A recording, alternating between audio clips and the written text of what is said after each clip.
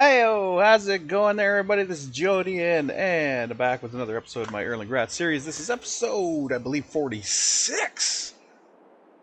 46? Holy shit. I can't believe that. This is the longest running series I have ever had. I've never had any series that has had 46 episodes. This is now it. And it's Farming Simulator. I never would have guessed that. I would have thought maybe Minecraft, something along those lines. Never Farming Simulator. Never would have thought that in a million years. But you know what? I'm enjoying this. I'm enjoying the heck out of this. It's a nice, chill game. For the most part, sometimes it gets a little stressful when you're like, oh, I got to do this. Oh, I got to do that. Oh, I got to do this. My little ADHD brain is going, holy shit!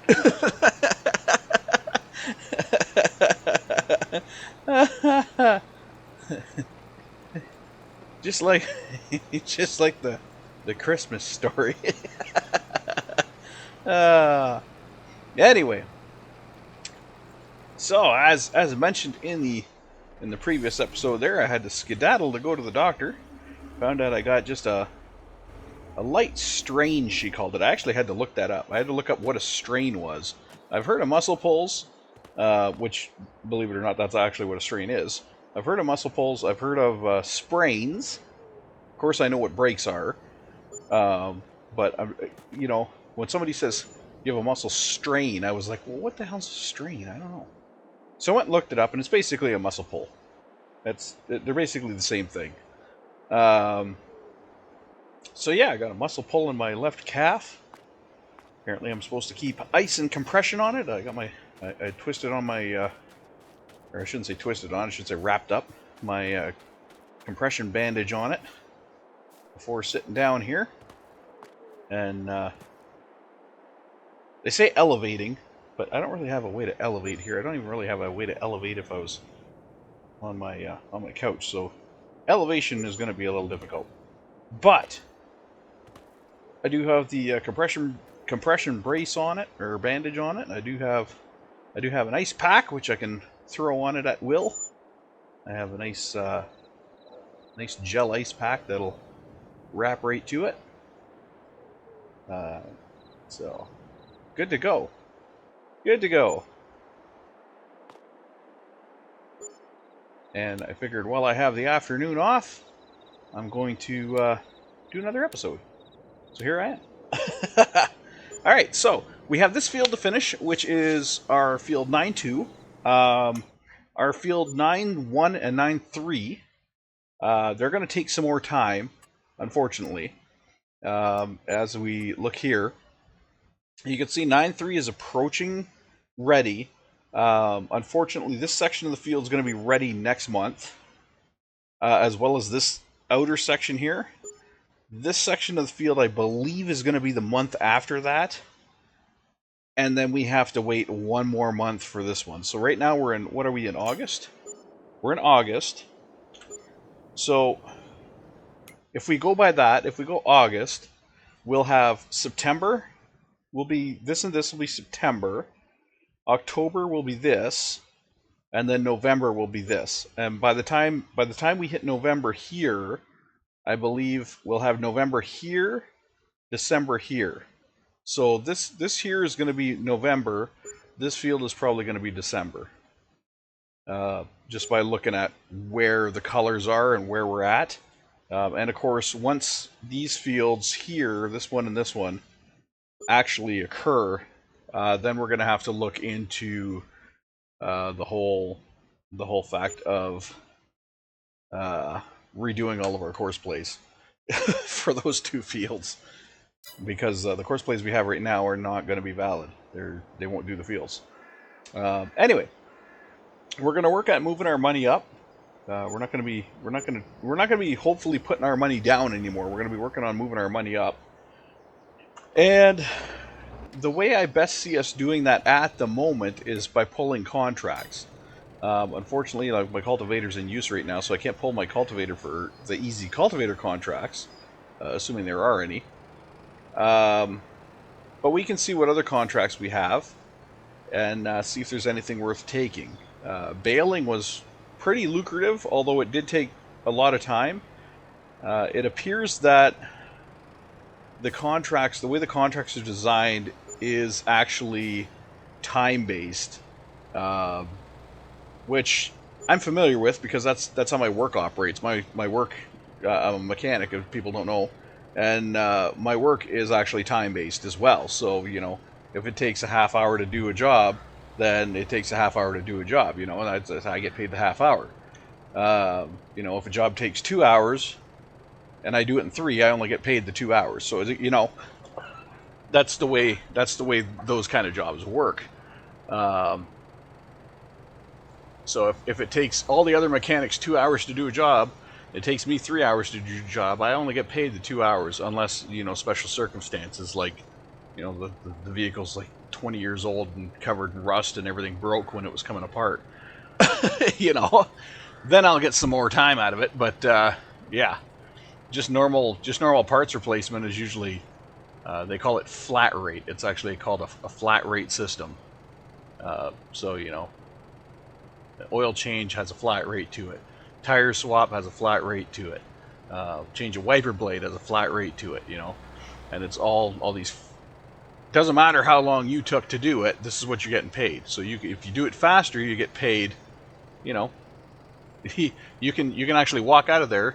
If you do it faster, say oil change takes you 20 minutes and it pays 30 minutes, you're making 10 minutes every single time you do an oil change. So, that said, the other way is true too. If it takes you 40 minutes and it's only supposed to be 30, you're losing 10 minutes every go round. So, it's a fair system, but you can be screwed. You can make out like a bandit, but you can also be screwed like a bandit too. But anyways, back to my point. I don't know where I went off on that tangent. See, ADHD. There you go. Just off on a tangent. Anyway, back to my point, which is, I believe these contracts here are set up for time-based management, which is why when you go to harvesting and you come across something that requires baling, it's so much higher. Or, for example, potatoes. Potatoes is a really high one. Why? Because you have to constantly empty the potato wagon because it's constantly getting full. But when you go to something like wheat, where you could just, run a harvester through it, no problem. Your harvester's done in like 6-7 passes, and you only have to empty it twice, the price comes way down. Even though it could be the same size field, because it takes not as long, the price comes down. So we have like wheat here. Actually, this is canola, which you have to empty it even less. Sunflowers, same thing. It's a little more emptying, but still, you don't have to do it as much. And then you come up to something like corn, which you're going to have to empty more because it's corn. Price goes up. So it looks like all of this is set. And look, wheat, you can practically do the whole damn field before you got to empty the machine. So price for it is down. Plus it's field 6, which I believe is one of the smaller fields, so you can do it faster. So when I'm looking at these and I see this number is basically telling me how long this job's going to take. It's not necessarily how much money I'm going to make from it. It is how much money I'm going to make from it, but it's also telling me how much money or how much time it's going to take to do that. So if I see something like this, I can get that field done really quick. So if I only have a little bit of time, regardless that this is only going to make me $2,000, this is the job I should take because it's going to be quick. Whereas this is not. This is going to be a longer job. And the same thing with the cultivating. These are going to be longer jobs. And the reason they're going to be longer jobs... Oh, our buddy Max. I'm going to accept that contract because that's our buddy Max. And cultivating is an easy job, even though our cultivator is being used right now. We'll get her done. And there's a fertilizing job for Max, too. Let's do that, puppy. Max, you're our buddy. We're going to fertilize your field for you. And that's field 16. Field 16, I believe, is one of the bigger fields. Which is, again, why the price is higher. because it's going to take longer. Although with this system, it's not going to take long at all. So we got field 16, which is actually right there. It's right at the bottom of our base. This is not going to take long at all. But like I said, if we didn't have this spray system, if we went with the spray system that they were going to give us, which I believe was quite a bit less than this, I don't think it was as wide as this, then it would take much longer. Alright, so let's go, let's get this done, let's head her. Get this field sprayed. And then once we're done, we'll collect our cash. Another reason the price is higher is because this field right here, we're actually using our own fertilizer. That's another reason why the price is higher.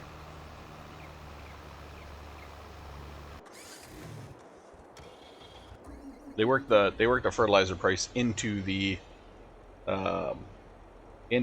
money you make from the job. So unless you're doing potatoes, then you just get fucked. Potatoes, we have learned, potatoes is not a job. Not a job you want to contract. You do not want to contract potatoes. They're a pain in the ass.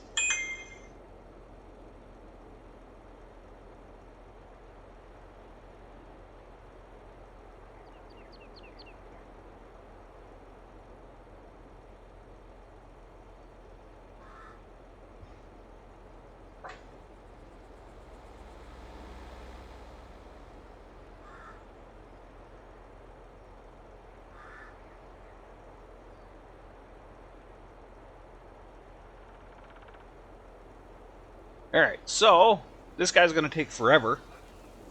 The hell else can we do? There's a couple more fields that we can fertilize. See, the fertilizer that they're giving you, that's why they have a good price on there. Is because it's going to take you a lot longer with this machine than it is with the machine I got. Same with over here. This you got a spreader here, you got a slurry spreader. That is going to take so much more time than the machine I got. Not as much, because it will do a wider spray, but it's still going to take a while. So with my sprayer, I can bang these two out really quick, or at least a lot quicker than the equipment that they're giving you. So I'm going to actually accept that contract, and I can't accept this one because I already have 3 going. So we'll accept two of the fertilizer contracts. This one's going to be done in no friggin' time. And then we can move on to the next one. Bang that one out. And then, once the cultivator should be done on the top of the hill by then, I hope, we can shift him over, send him over to do Max's other field. And that'll get us a discount. That'll increase our discount with Max, which we need to get our land over here. That is awesome. That just flexed up. Did you? Tell me I'm not the only one that saw that. That flexed up to follow the land. I didn't know it did that.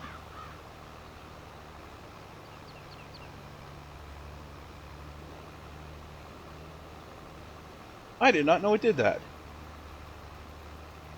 Unless that is a control that the AI knows how to do that I have not figured out. Which is possible. That is entirely possible that the AI is like, oh, look at what I can do. Whip, up, down.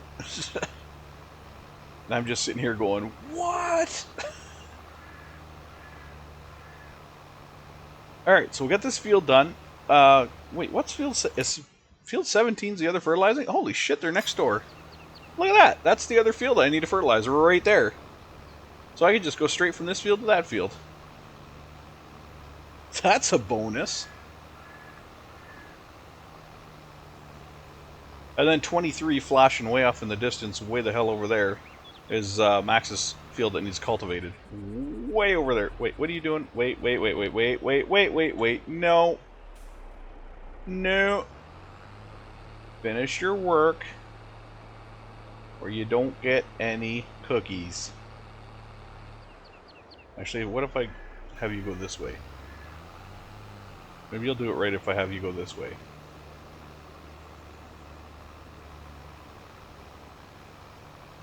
You gotta go all the way to the end.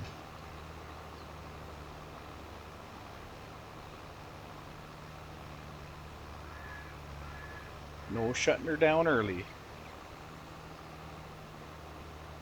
You're gonna shut down early again, aren't you, you jerk? Look at that. No, you're not allowed to shut down early. What is wrong with you? Okay, well. Looks like Horseplay's taking over.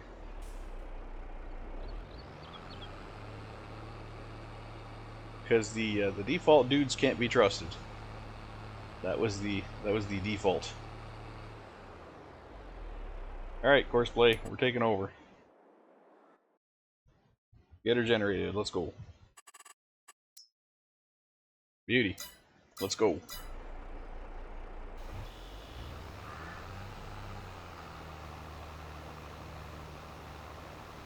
So Horseplay should do this proper. Although it doesn't really have much to do. I think it's just got these 2 rows, maybe 3 rows.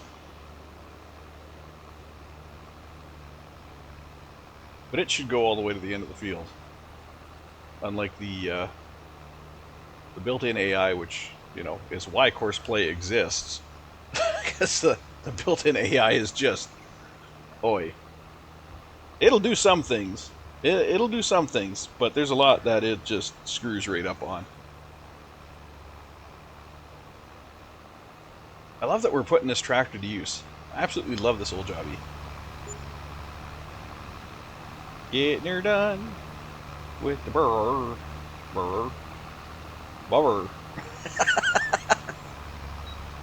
We got the Mega 12 on the back, and on the front we got the burr.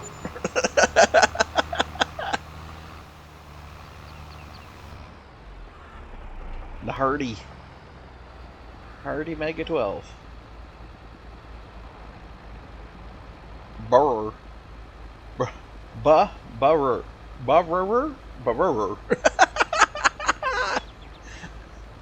I am just totally decimating that, and I know I am. It's fun. It's all in good fun.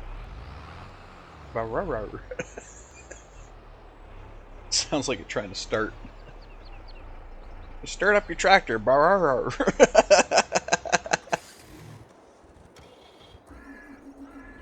Alright, how you doing up here? Jumping Jiminy Christmas. Are you set to the high? You're set to 10. Come on. I thought I set you to 15. Let's go.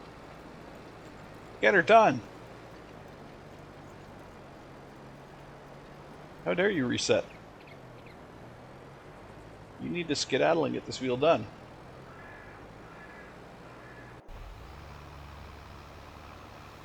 Even this guy's set to go 25 for crying out loud. 77% done. Then we can move over to that field, get that field done. Quick 5 grand. I think it's a quick 5 grand or 6 grand, something like that. Huzzah. So we like easy money.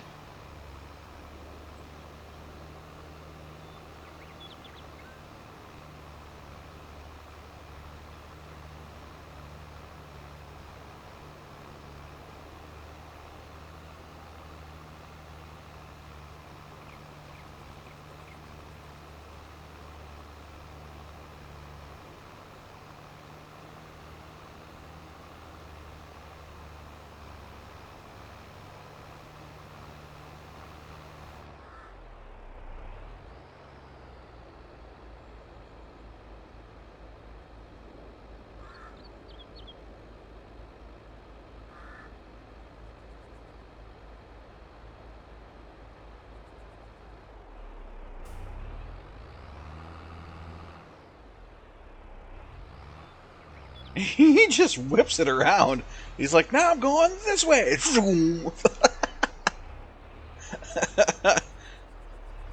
That's awesome. We're going that way? No, we're going this way.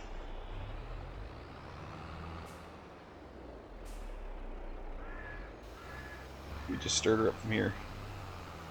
Saving the trouble. Saving the trouble. Did you say 100? We're out of here.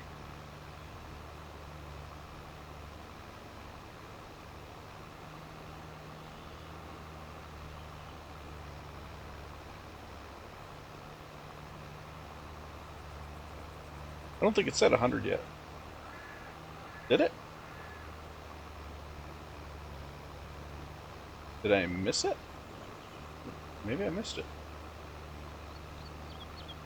Because we were at like 75 when we started that last row. Ah, there it is. Well, 98, 98, 98. Done! Alright. Thank you, Max! Reach the maximum discount for Max. Alright, well, okay. That's fine. Max doesn't want to help us out anymore. Wants to be a jerk about it. See if I come to your fields anymore. Mr. Max.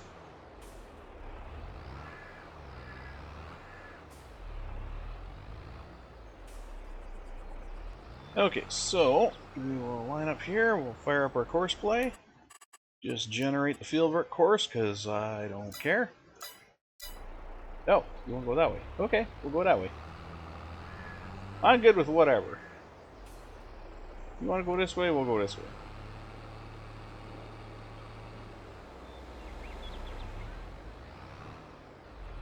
I'll fire you up and get you scooting along here. So watch out for the trees. Go, Gadget. And he's off. Okay. Now we're doing up on the hill. We're making progress up here finally.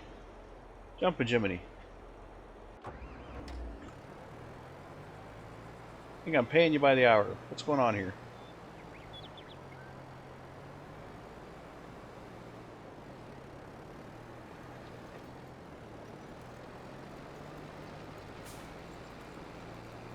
We need a bigger cultivator.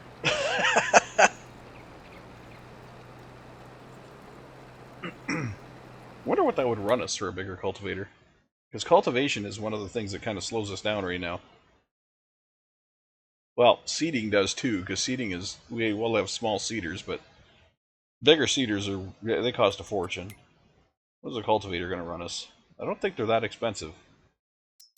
For the bigger ones. No, they're actually not. That's not bad. That's not bad. Okay. We got some mod ones. Look at that monster. 15.7 meters wide. Ooh. That one's 14.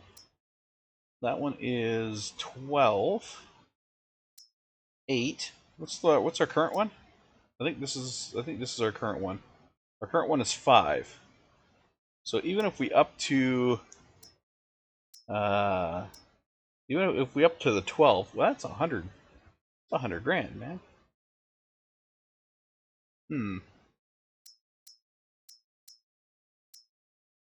This one go to 5.7 up to 8.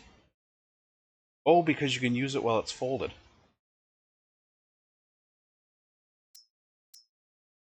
That'll go up to 8. So we can, what are we at, 5? So we could almost double it by going up to this guy. Almost. Or wait, this guy. We could almost double it going up to this guy at 48,000.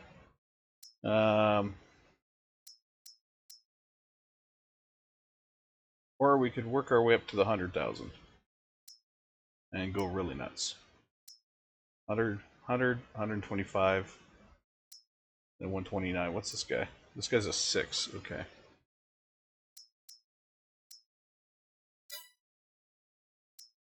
What do we got for plows? Because right now we just have this little guy.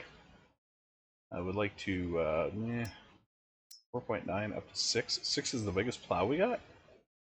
Yeah. 6 is the biggest plow you can get. That's rough, especially if you need to actually plow these fields. Like the whole field. That is rough. That's going to take some time.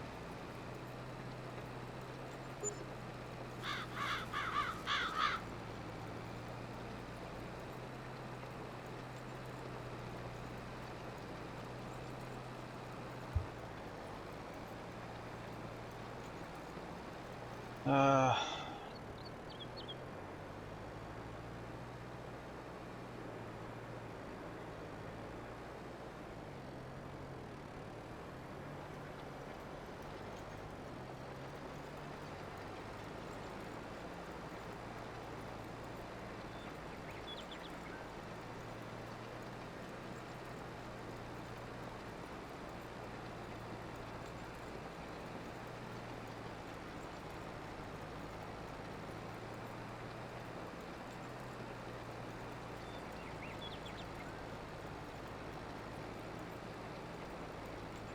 Hmm.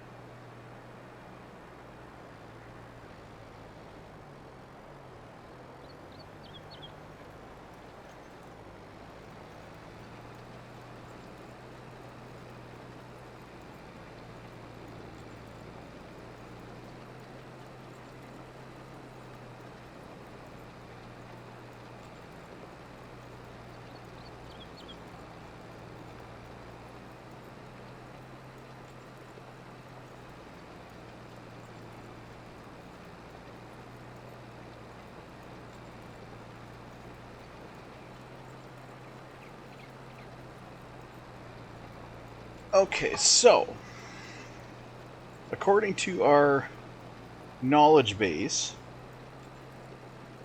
um,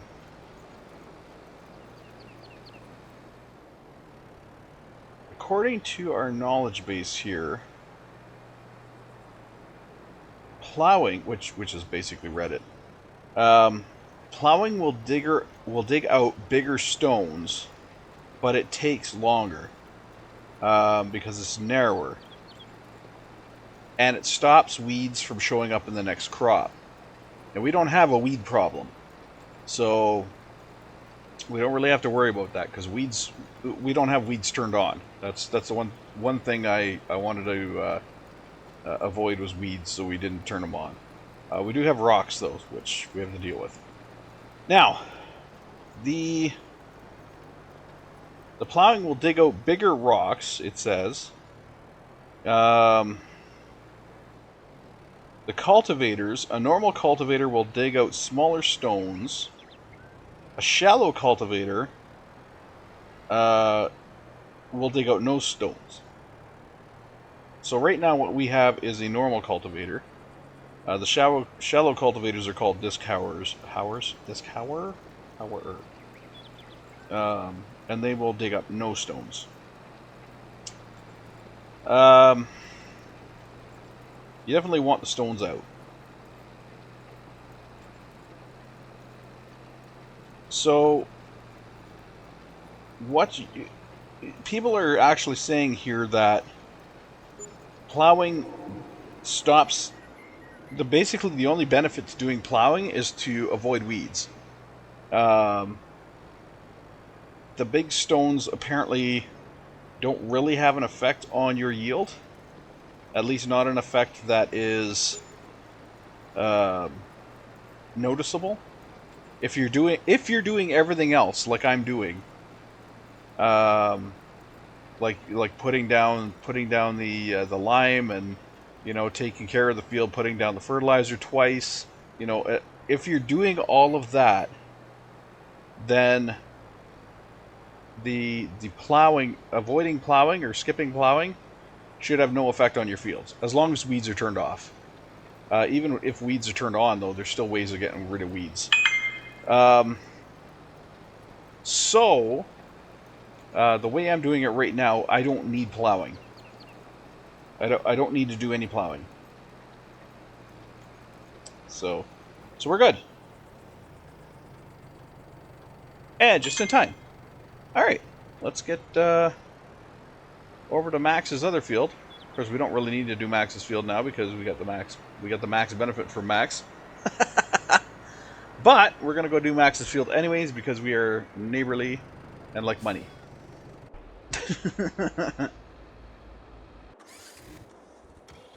Where's our rock harvester? We'll get him started. Okay, Mr. Rock Collector. Let's get your rock course going here. Field 9-2. Load course. Rock Collector. Alright.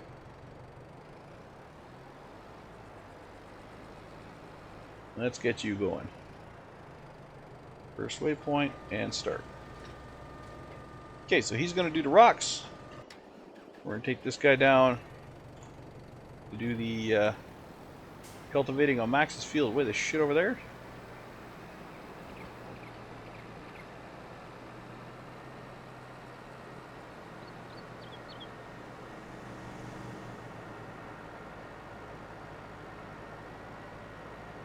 Contract on field 17 is almost done. It is done. Nice. Oh, and that's another thing. I want to see what these discounts are getting us. Because that was one of the reasons of putting in the better contracts, so I could actually take a look and see what the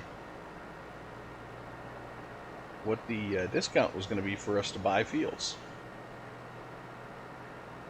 Kind of an incentive. Because contracts... That's a tree. I was going to turn onto the road, but I saw the white car at the last minute. Contracts really aren't that lucrative when it comes to how much money you're making off of them. They really aren't. So having an additional benefit of a slight percentage off of field purchases kind of sweetens the pot, you know? Makes me want to do the contracts. I wish... Whoa, shite. I wish there wasn't a limit to the discount. Well, actually, I shouldn't say that. I wish the discount wasn't...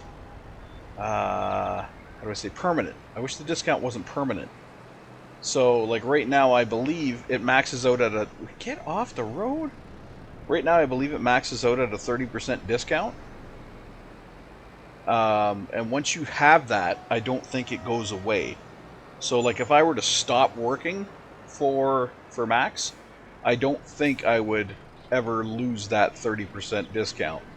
I think, you know, it would just stay there. I think that's the way that the mod is designed, which I kind of don't like that, because all you really have to do is what I just did: work really hard for the one person to get the maximum discount, and then you don't have to work for them ever again. I don't know if I like that. I would rather have to maintain that relationship. I'd rather have to maintain that relationship. So, you know, maybe if it goes by, say, you know, maybe a year goes by and you haven't done any contracts for them, you start losing it. You start losing your bonus, or even like 3-4 months. You don't do anything for them, you start losing your bonus. That would be a nice little change to that.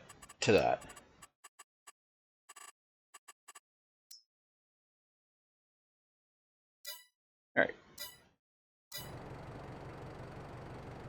Oh, you want to do... I had it set to do headlands. Okay. I didn't realize I had it set to do headlands. That's fine. Let's go. Do not have you creating fields. Okay, good. Alright, so we'll get him doing this field. This is a rather large field. I'm probably going to lose money on this one. Well, I won't lose money, but I'm probably not going to make as much money because it's going to take a while for the cultivator to do that land. But we'll hand in these two, get paid for that. Where are we here? Completed that one, collect. Completed that one, collect. And this is the one we're working on right now. So this one's only 4.5 grand. I feel like we're not really going to make that much off of it because, once again, I'm going to be paying a driver to do all the driving, and that's going to slowly tick down. I don't think it'll tick down more than probably 500. So we might make $4,000 off that one.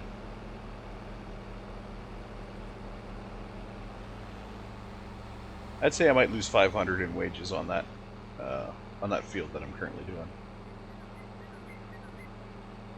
Would be nice to have a bigger cultivator.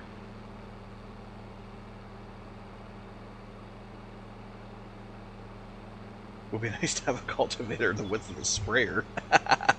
That'd be really nice. I would love that. Okay, so let's take a quick look at our field prices now. Because we've wanted to get a hold of this section over here for quite some time now. And I want to see what the prices now come down to. We're now at 189. We have a maximum decrease of 25%. I thought it was 30% it could go down by. I thought it could go down 30%. Anyway, our value of that field is now 189, which is great, because it was 240 something originally. So yeah, 189. That's more than acceptable. Now, if I had 189 grand to put into that, that would be great. I do not. I do not.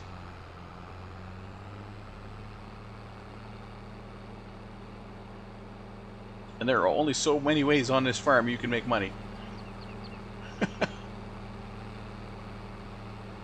The tree growth is fairly back to normal.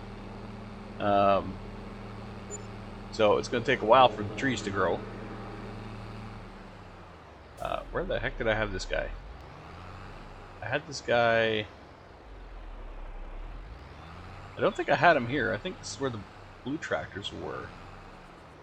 I feel this is where the blue tractors were.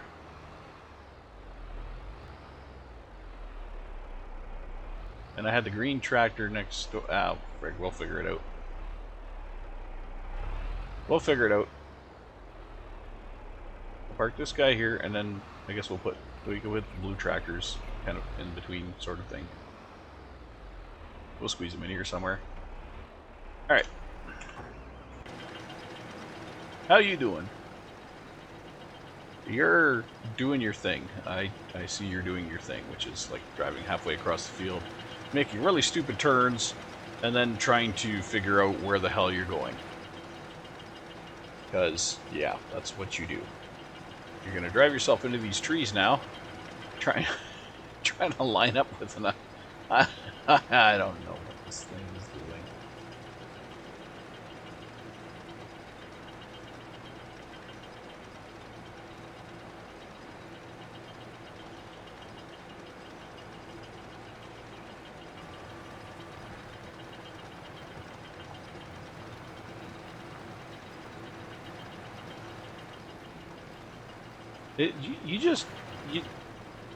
You just missed that whole section, dude. Oh my god.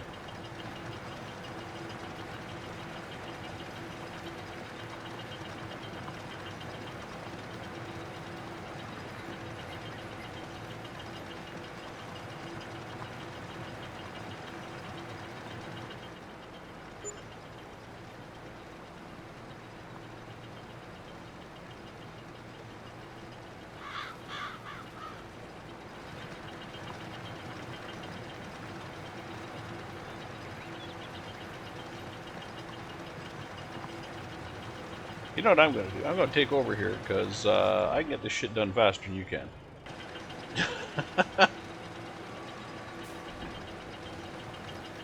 Hold on to your britches. We're about to do this field.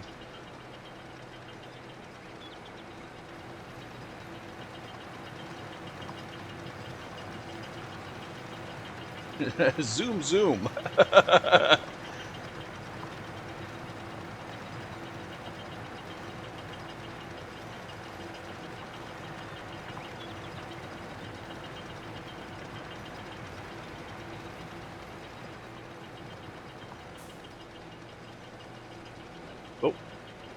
screwed that up. There we go.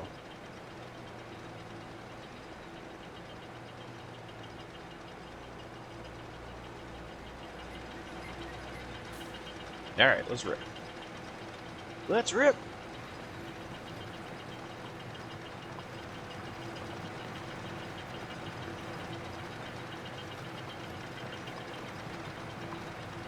Going uphill, not as fast as going downhill.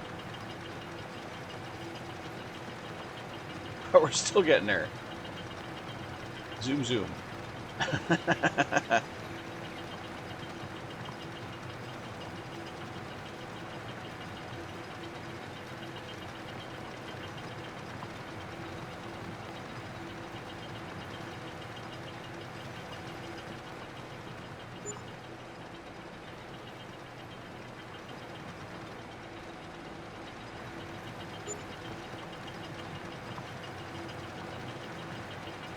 See, this is what course play should be doing. It'd be like, hell yeah, let's roll! Moving out!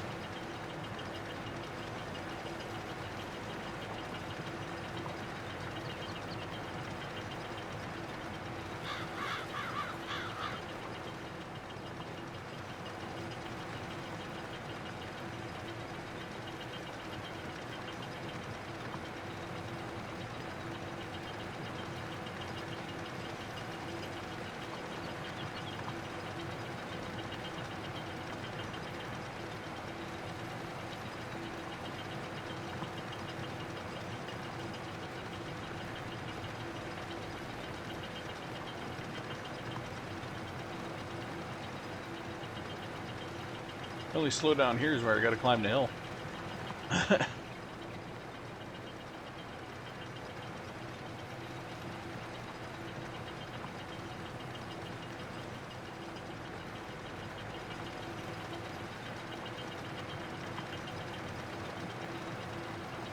And bam, done.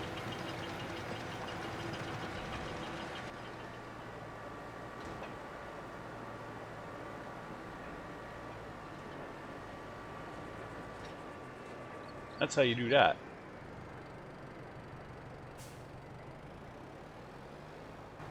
Alright. Cedar! Let's go!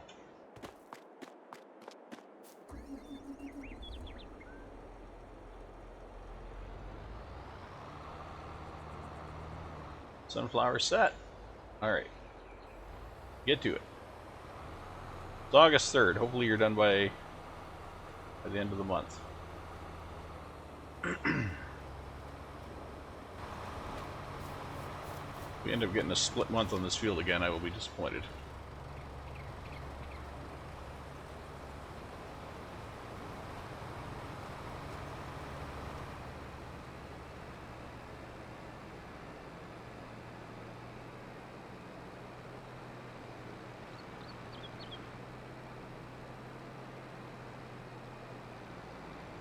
Lump our stone, I think that'll get us like a couple hundred. I think it gets us a couple hundred for a field.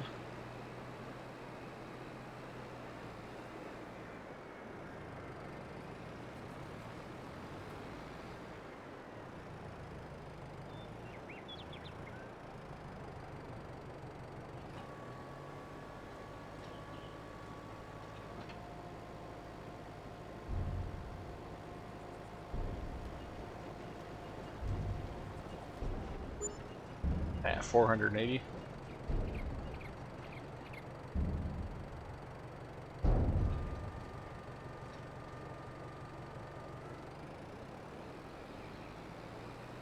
$480 for a field.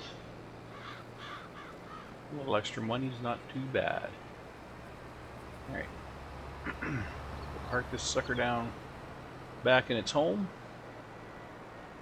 Still got our little mound of stone there.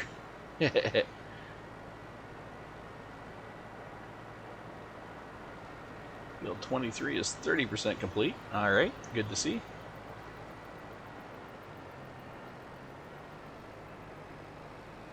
Oh, cotton edge. Alright.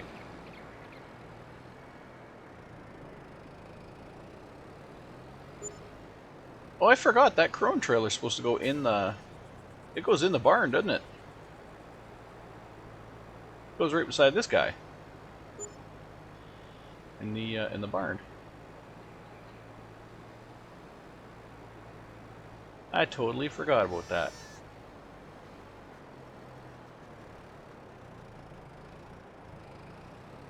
Yeah, I saw that happening a mile away. Scoot around. There we go. Oh, that's not all the way in. A little bit further. That's still not all the way in. Alright.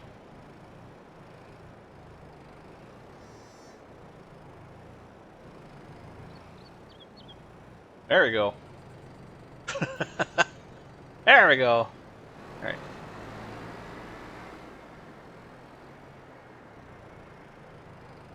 And our crone puppy goes right beside it.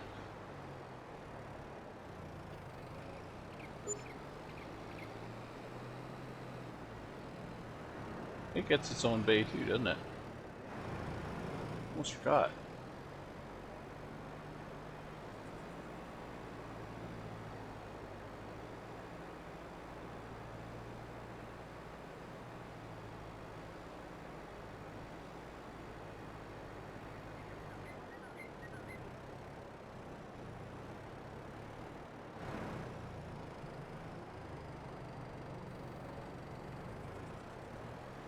This guy doesn't need to be against the wall. What was I thinking? Can't squeeze anything in with him. Well, I could, but I'm not going to. Let's get you back straight. Whoa! Screwed that up a little bit. Turn you back. There we go.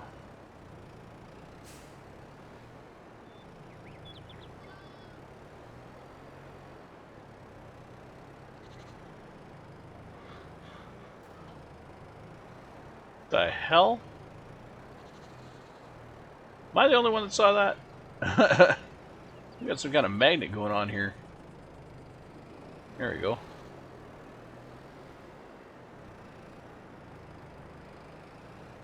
Okay. And these guys, we'll just kind of scoot them in. Scoot them in like this. Can park them back in the center like so. We'll pull the other one right in front of this guy. That's actually nice. I can pull him right up to the back wall. Hell yeah. Whoops. I hit R, not E.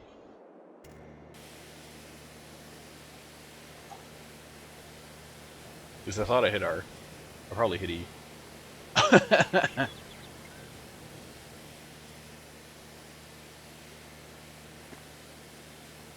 Their crone trailer nice and clean too. Been a bit. It's been a bit since it's got a wash. Give her a nice little bath. How you doing, Mr. Crone?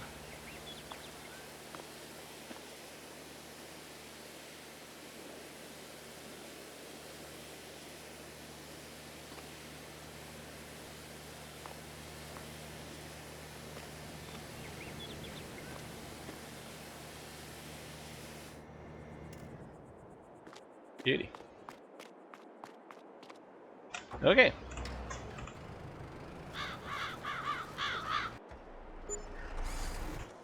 Up on the hill. You are on your second row. Oh God. And you missed there. You missed a spot. You missed a spot. How did you... Wait, what? Okay, hold on. Before we get too carried away here.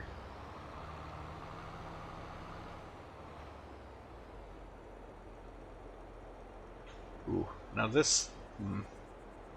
by level, is it going to delete field? Or if I should say if I soften, I wonder if it's going to delete field. No, it is not. Okay, good.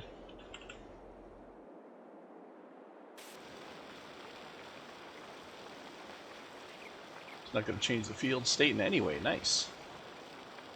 So I need to soften this whole damn field because it is got some bumps.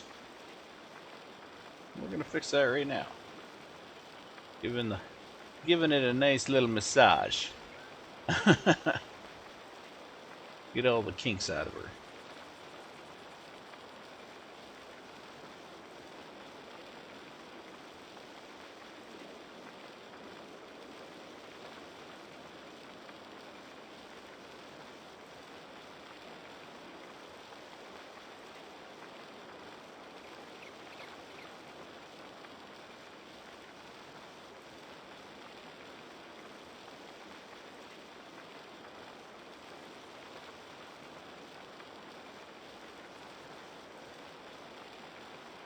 And I have to do this to every field, I feel. Some of these fields, especially now that I've joined the fields, they're going to have strange dips and strange joinings, and there's going to be bumps here and there. I feel it. I feel like the fields are going to need some flattening out, some leveling off.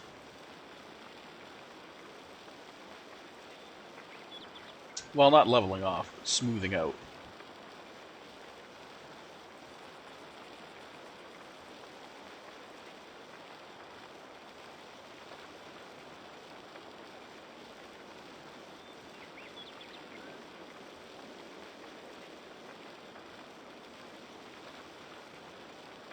Definitely needs some smoothing out.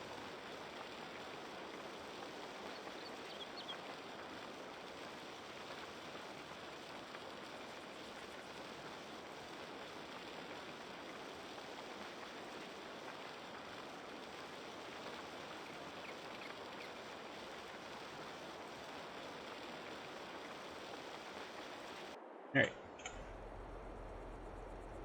Oh yeah, that looks much nicer.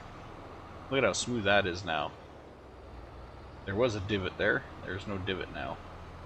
Let's make sure we can... Let's make sure we don't leave a mark.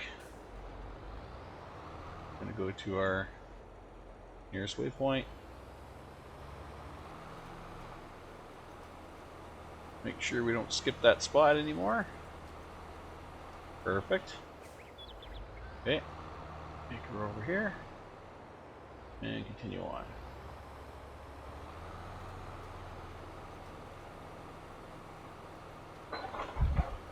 Okay, we shouldn't have any skipped spots in this field anymore, because the field should not have any big holes in it. It's still going to have a little bit of waves up and down here and there, but there shouldn't be holes, which is what causes the skipping.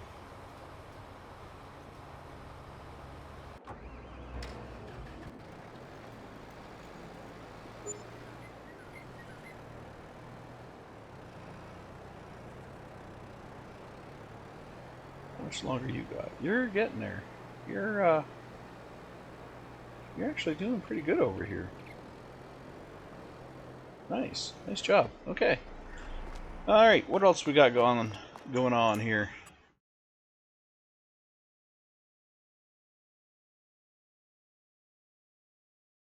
All right. So we're gonna keep the plowed state, or the yeah, we're gonna keep the plowed status here turned off, or not plowed. Here, we're going to keep the needs plowing status turned off, so we can actually see what the hell's going on. Because if we turn that on, then the whole world goes red. Everything needs plowing. We'll turn that off, leave it like this, just so we can keep an eye on our actual, what we actually need to do here.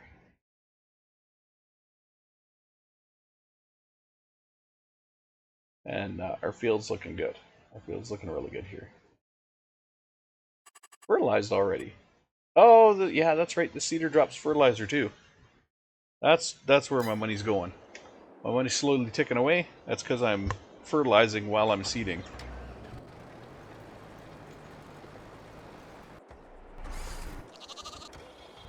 This guy here, you can see down here at the bottom, down this area here, you can see that there's a line.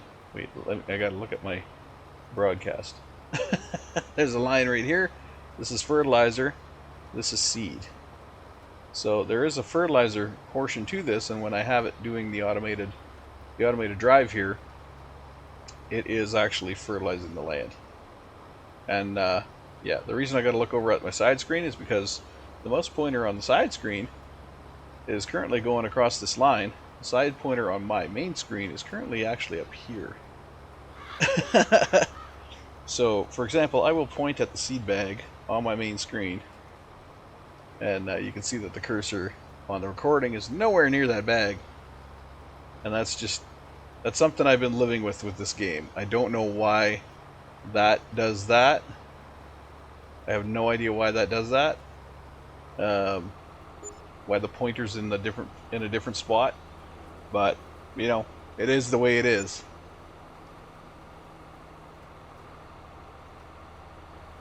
At least we got rid of that fade to black that was happening when I would turn. At least we got rid of that. That was one tech issue that we're able to nail down and get rid of. And for anybody who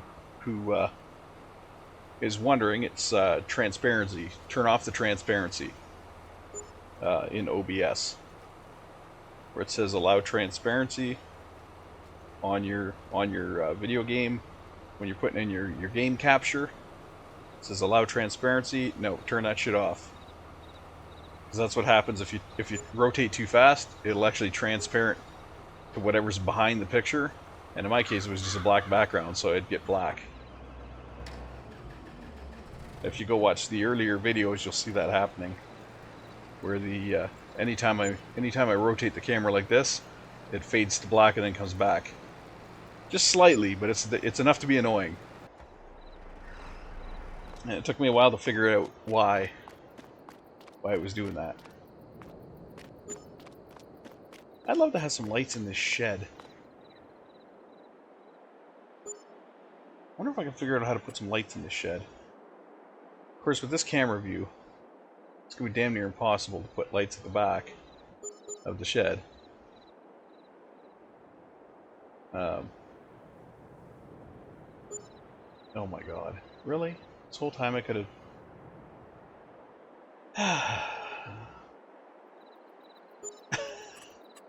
Just... Yeah.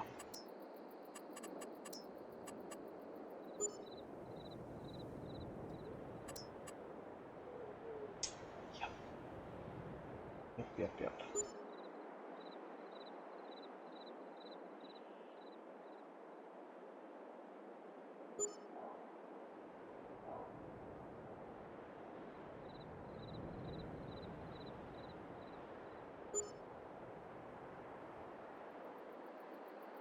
I don't really want them in the air. It's hard to see what the hell's going on back there, though. I don't want the light in the air, but I also don't want it, you know... I kind of see the pole there, and I kind of see the ground.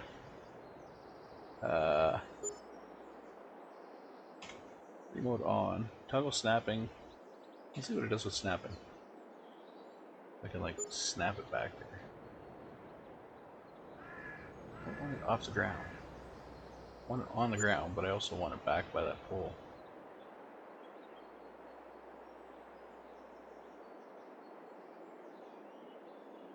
Guess that's the closest I'm going to get there, eh? Probably. Same over here. Oh, for crying out loud. Don't take me onto the roof. I don't want to be on a roof. And why are you going into the air? Oh my gosh. Just go back. Oy.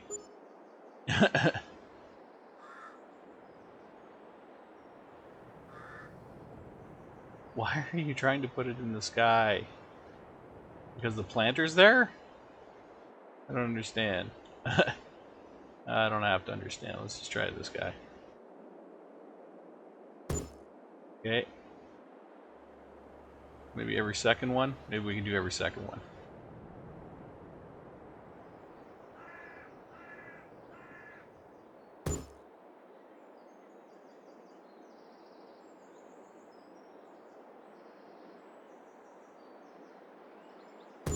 Okay, we got every second one. I can be okay with that. I can be okay with every second one.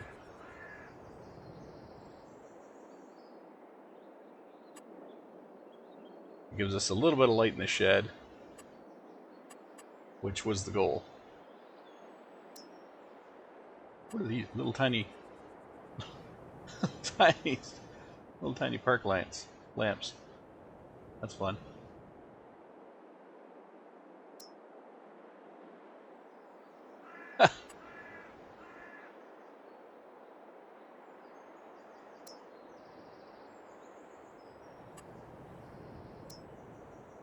Oh my. Yeah, we're not going to do that.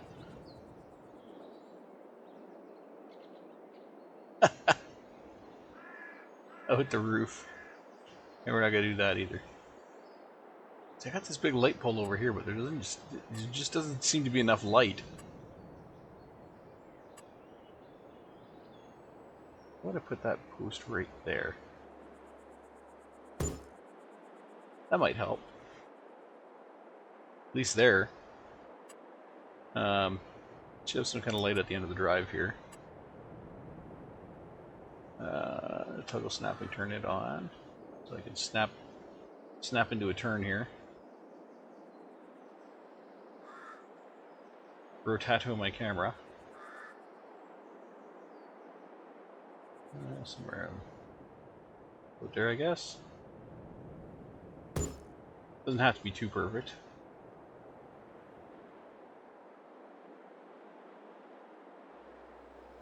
You're never going to get a perfectly placed lamppost in the real life anyways.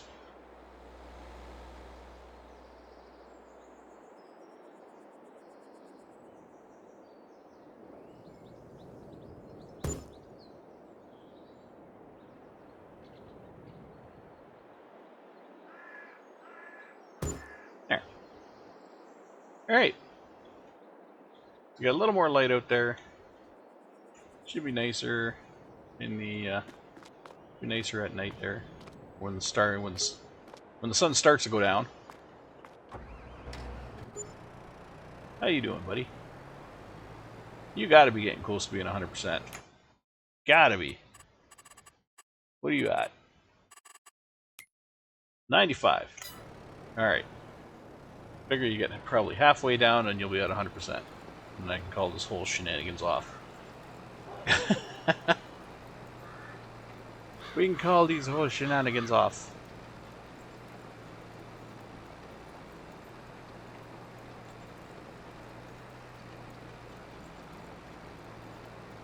Are you done?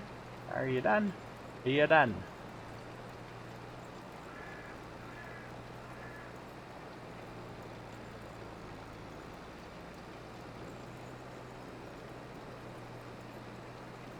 Max, my boy, you're gonna hold us up to the end.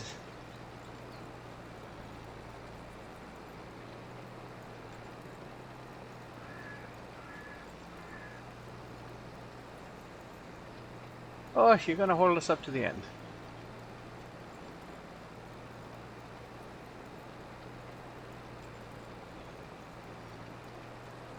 Hey, there we go. Grants you a 25% discount for field you reach the maximum discount. Okay, so 25 is the maximum. I thought it was 30. That's fine. 25 is fine. So we're done that field. Huzzah! Let's hand it in. Get our dollar signs. Whoop! Drive into a light pole. You know, all that jazz.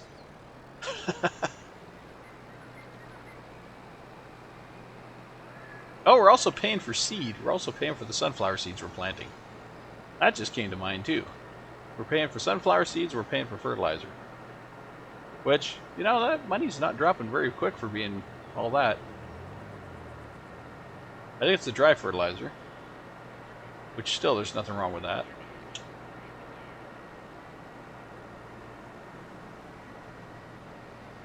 We will we'll spray on the wet fertilizer when once we're done there. Zoom. Right, head back home. Our cultivator.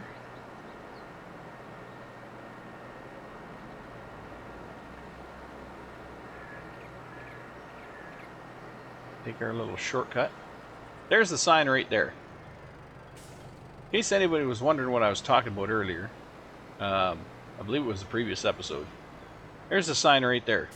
I think that sign right there means it's a speed limit sign. I think it has to do with the national limit, whatever the national limit is. Because this is England, right? Or that area. And I think that's what that means. Europe, I should say. Europe, not England. Europe. And I'm pretty sure that's what that means. I think that means go the national speed limit. Which here in Canada, we do it a little differently. Like I said, when you enter a town, normally the town will have a sign that says, if no speed limit's posted, the speed limit is whatever, blank. You know, in this town it's 50. The town that I'm in. So if there's no speed limit posted, say you turn onto a street and there's no street sign, you automatically assume it's 50. If you haven't seen a street sign, doesn't matter what the speed actually is on that road, you assume it's 50. Keeps you out of trouble, keeps everybody out of trouble. So, and it keeps them from having to put speed limit signs on every damn street. You know, all your back streets, all your residential streets, not a single one of them has a speed sign, unless it's a different speed. So like my street out front here, you know, all the streets, all the rural streets around my area, until I get out to a main road here, no signs. There's not a single street sign. And the reason for that is because it's well established that the city speed limit is 50 unless otherwise posted. So you automatically know, or you should know, that if you don't see a speed limit sign, you're doing 50. Which I actually think that's what that is. I think that sign, that circle with a black line through it, I think that's what that means. It means do whatever the national speed limit is.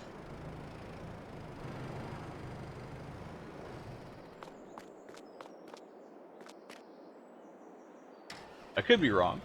If I have any viewers from Europe, let me know. I could probably look it up myself.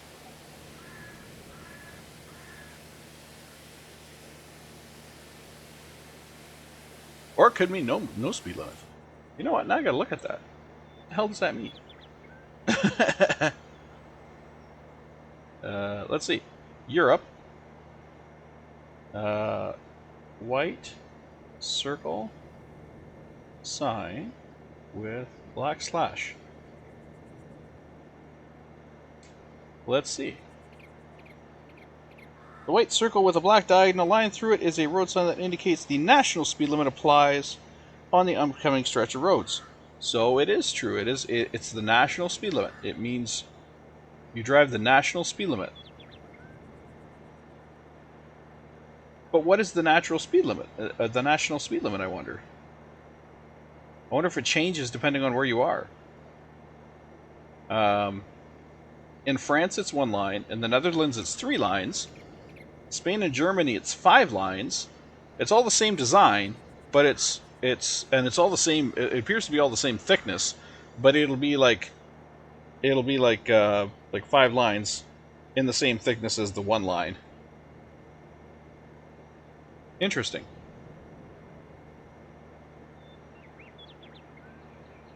But now, what's the national speed limit in Europe? So the national speed limit in Europe, I'm down a rabbit hole now. So the national speed limit in Europe is, general speed limit in most EU member states is 120 or 130 kilometers. Germany has no general speed limit, but it's recommended 130. Rural roads, the general speed limit in most EU member states is 80 to 90. Urban roads is 50. So, again, they have one sign that means a whole bunch of different things. So if you're not from Europe, good luck. So, the general speed limit on motorways is 120 to 130. Rural roads, 80 to 90. Urban roads, 50. So it's kind of like urban roads, in town. That's basically what we have here. Is urban roads is 50, but we have a sign outside, out like just at the city limits that says, "Hey, if you don't see a posted speed limit, the speed limit's 50." We don't have a national recognition of that. In some towns it'll be 40, some towns it could be 60. But like I said, when you enter the town, the sign will be there saying, "Hey, you're not allowed to drive any faster than this unless posted."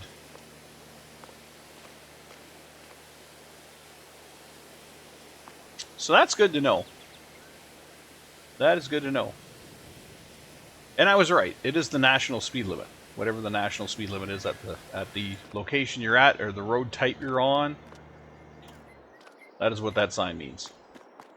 So for us, this would be rural roads. So it means our speed limit would be 80 apparently, which I don't think any of my tractors could do. So we don't ever have to worry about that.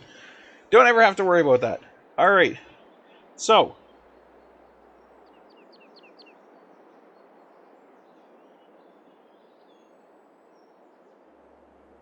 hmm. So I got a comment. I actually got a comment coming in from one of the viewers, one of the regular viewers. In regard to my inquiry before, where I said I would like to kind of double up a game here, along with Farming Simulator, and they suggested Baldur's Gate 3 or Manor Lords. Um, Baldur's Gate 3 I've actually wanted to try out. I don't actually have it. The price tag on it was kind of eh. The price tag on it's left me a little pondering pondering life choices, and yeah, I would love to have it, but yeah, the price tag's been a stopper on that. um, we've actually discussed it a few times with me and my gaming crew on whether we're going to get Baldur's Gate 3 and play it through, and we're always sitting back going, it's pricey. It's pricey. We're all kind of struggling with our gaming budgets right now. Um, so yeah, I don't know. I don't think Baldur's Gate 3 would happen. I do appreciate the suggestion. Now Manor Lords, I don't know if I have Manor Lords. I think I have a different one. It's called. If you give me a moment here, I have a different one called. Come on, where are you? Oh, get out of my VR games. Called Scroll. Dang it. The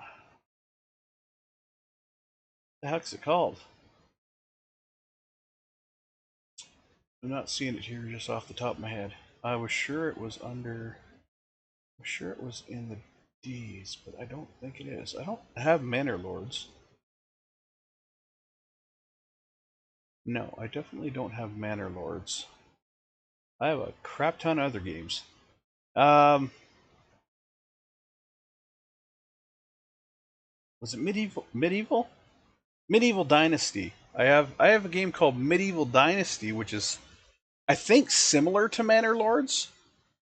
Um, it's basically a village builder. Uh, um, yeah, that's basically what it is. It's a village builder. Not the easiest of games. Your villagers do have, you do bring villagers into your village, and they do have their own lives and whatever. And it's interesting. Called Medieval Dynasty. I do have that. I don't know if I'd want to do a series on that because it's very, very similar to. I'm not gonna say it's similar to Farming Simulator, but it's a similar kind of style. It doesn't really have an ending to it, and it's very casual, um, very not grindy, but it's very buildy. Um, Putting up houses for all your villagers, farming and growing crops and collecting wood and all that stuff. It's survival oriented, which is sort of kind of what Farming Simulator is like. So I don't know if I want to go down that kind of a road where I have two games that are that similar running side by side. Um, I can put that in the list of games to play perhaps afterwards. Uh, Let me get into a quick list here. I know your screen is currently static. I'm actually browsing my Steam list right now though, so my screen is not static. Uh, some of the things I just recently have been into uh, that might have endings. Shadows of Doubt, of course. It has. Well, it doesn't really have an ending. Well, yeah, it does. It does. But you have to work to get to it. I've never actually made it there. Um, but that's one. Shadows of Doubt. There's another game that we just recently got called Dungeons of Sandaria. It's it's a I don't know if I'd want to play that one though. It's a little it's got some issues. There is Planet Crafter. It has an ending, but again, that's another one where you're constantly running out, gathering, bringing stuff back, and building. Um, I mean, that one could be in the list of of games to throw out there. Other games, I have the old classics. I've got Skyrim. I've got Fallout. I've got uh, No Man's Sky. Those kind of games. Um, let's see. I got Astroneer was one that I was playing there for a while. There's Raft. There's a lot of survival games, a lot of technical games. I do have some technical games, um, but again, I'm kind of looking for something that's got a path to it, something that's not as open ended as what we're dealing with here with with Farming Simulator. And it's really hard. I understand it. It is hard to find that kind of close-ended game where you have a finale to it while still staying within my normal realm of survival crafting, because a lot of survival crafting games just are not close-ended. They are open-ended. They don't end.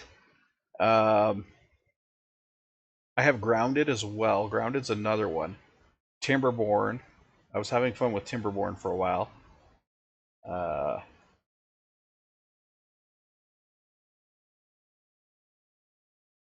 I've never played all the way through Sunhaven. I wouldn't mind playing through Life is Strange again. I don't have my video series on that. I did a long time ago do a video series on Life is Strange, but I don't have that anymore. I wouldn't mind playing through that again. Realms of the Haunting is a very old game, but it is a good one. Again, that's another one I don't have video for on my current YouTube channel. That I lost it in my old YouTube channel. So I wouldn't mind playing Realms of the Haunting again. That was a really good game and had a great story. I have Overlord. That's another one. Um, let's see. There's so many. I tried playing Mafia, but I didn't have any luck. There was glitching that caused me to fall through the map and whatnot. It didn't work out well. Uh,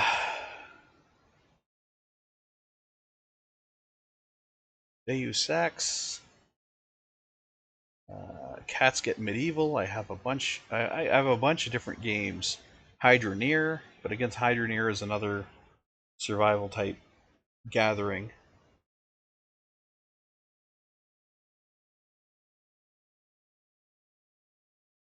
It's kind of hard to put together this list because there is so much to it. I have Ribbon, which again, Ribbon's another one that I did a series on at one point, and I don't have the videos to because of that.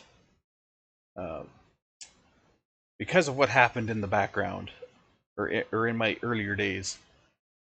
My earlier days, I had I was in a relationship, and basically what happened was, she pulled the old, it's either me or you're video gaming.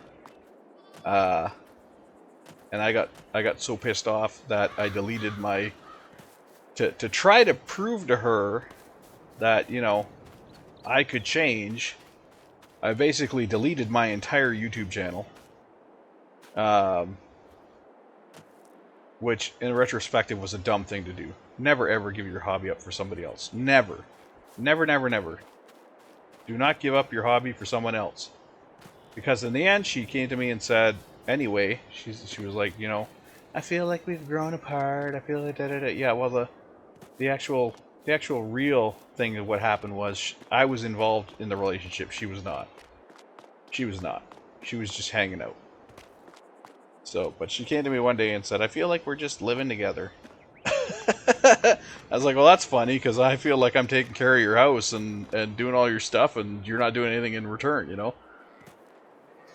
You know, never, every once in a while she'd make chili, and I'd get some of that, but she never made dinners. Never made dinners. Didn't do my laundry.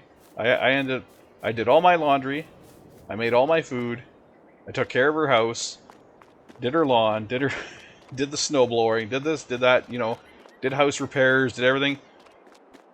And she went to work. I went to work. We both went to work. And, really, I was the one that did everything.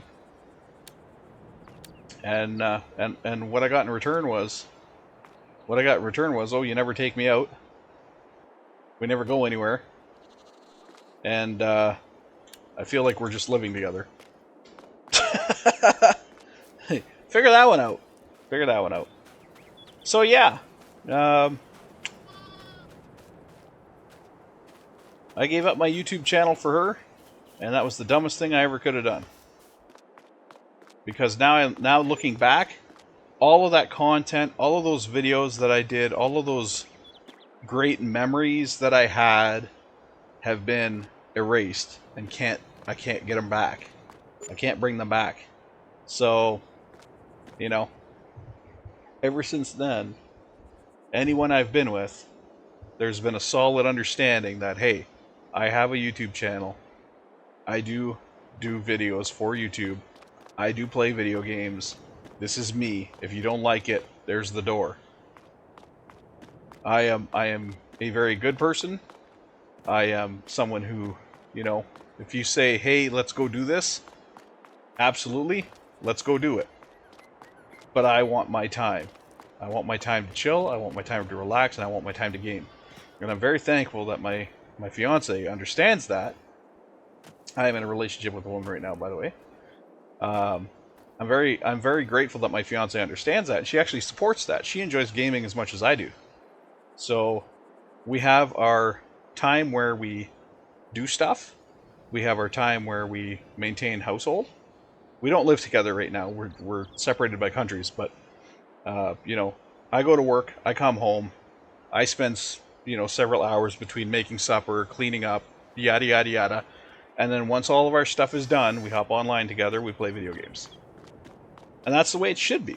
That's the way it should be with two people who love video games. That's the way it should be. So, yeah, there's a lot of games that I have played in the past, I have recorded in the past, that I do not any longer have videos for, and I would be willing to do those again. Like I said, one of them is Realms of the Haunting. That was a really good game, even though it's an old style game. And when I say old style, I'm talking like Duke Nukem days. I'm talking older style gameplay. Like their WASD was not.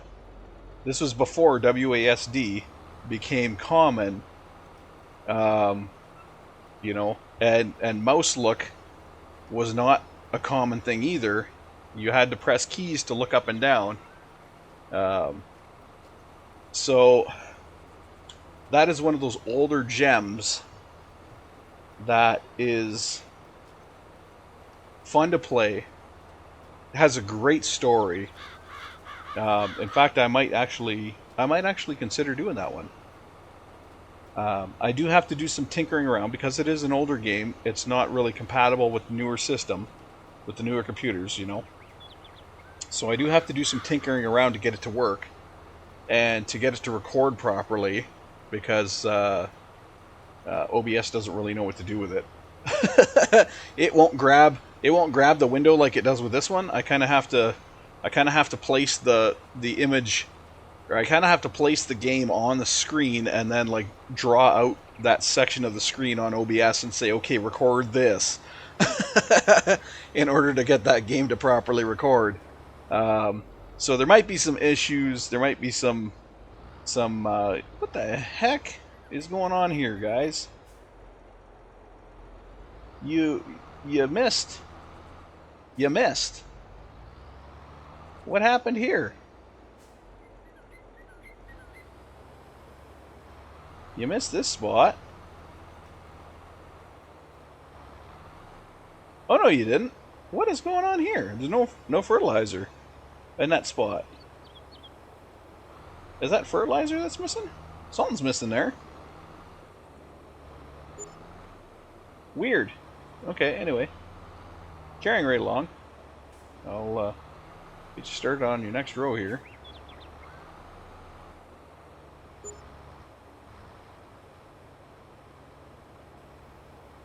That's pretty weird. It looks like it missed a couple of spots with fertilizer. It didn't miss seeding them because it has the seed lines, but it doesn't have. It's not dark like fertilized, like it's been fertilized.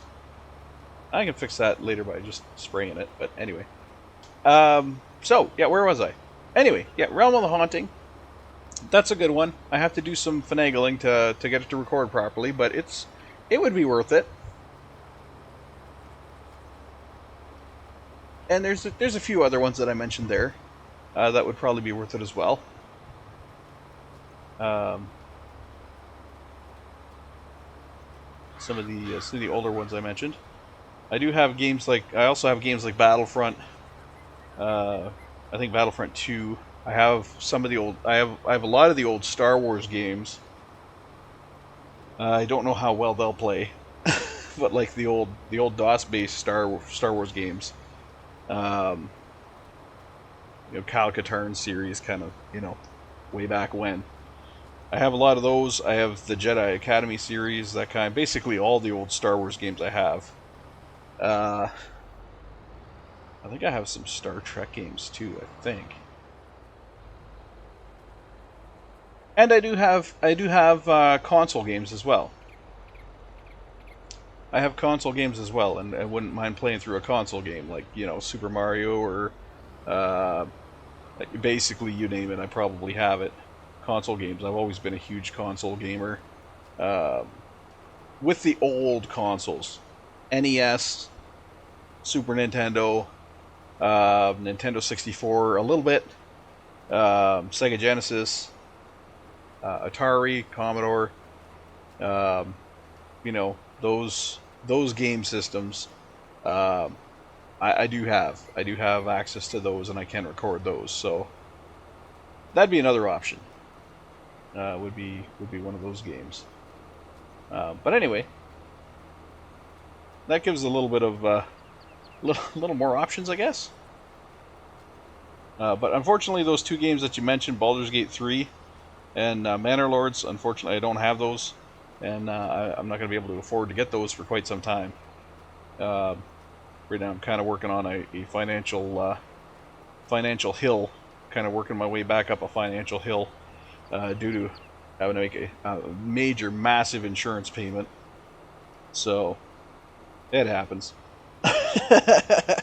It happens. So no new games in my future, unfortunately. But those are on the list. Baldur's Gate has definitely been on my list for a while, and or Baldur's Gate 3, I should say. And Manor Lords has also been something that I believe it's on my wish list on Steam.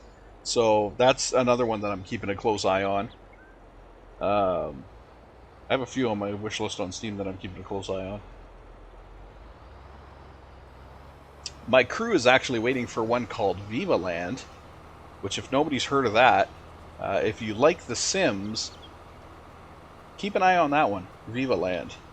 It looks to be very close to a Sims experience with, or I should say, designed with co-op in mind. Apparently, you're going to be able to get married. You're going to be able to form relationships with other players. You can even like form families with other players. You can live in the same house.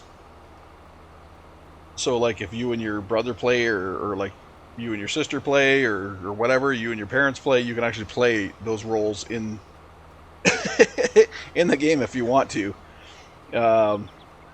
My fiance and I were joking the other day that if the game comes out, we're probably going to get married in the game before we get married in real life.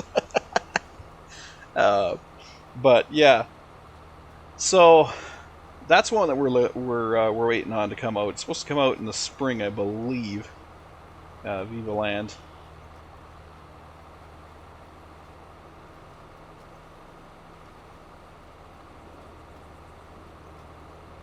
There's quite a few other games I have on my Steam wish list too, that I've just been kind of sitting back, observing them. Not ready to. I kind of use my wish list on Steam as a. I can't afford it now, but I'm going to keep an eye on it to see if I want to actually buy it later. Like, even if I have the money to buy it now, I'll still put it on my wish list and leave it there for a little bit. Because I don't like... I used to do this impulse buying on games. If I saw a game that looked cool, I'd buy it. And that led to me having over 800 and something games on Steam. Steam alone. That's just Steam. 800 and some games on Steam. So, yeah, I'm not talking, BattleNet's a whole different ball game. I got EA, I've got Xbox, I've got, you name it, Ubisoft. So I a whole pile of game launchers, and but Steam is my biggest. It's got 800 and some games on it, and I used to impulse buy these games. I used to be like, oh, that game looks cool, buy. That game looks cool, buy. That game looks cool, buy. And I realized what was happening was I would end up with this list of 800 and something games, and I wouldn't even play a quarter of them. I wouldn't. They'd just be sitting there. I have access to these games. I can play these games, but I some of them I've never even played, and I've had them for years. Never played them. Those ones were purchased in bundles, by the way.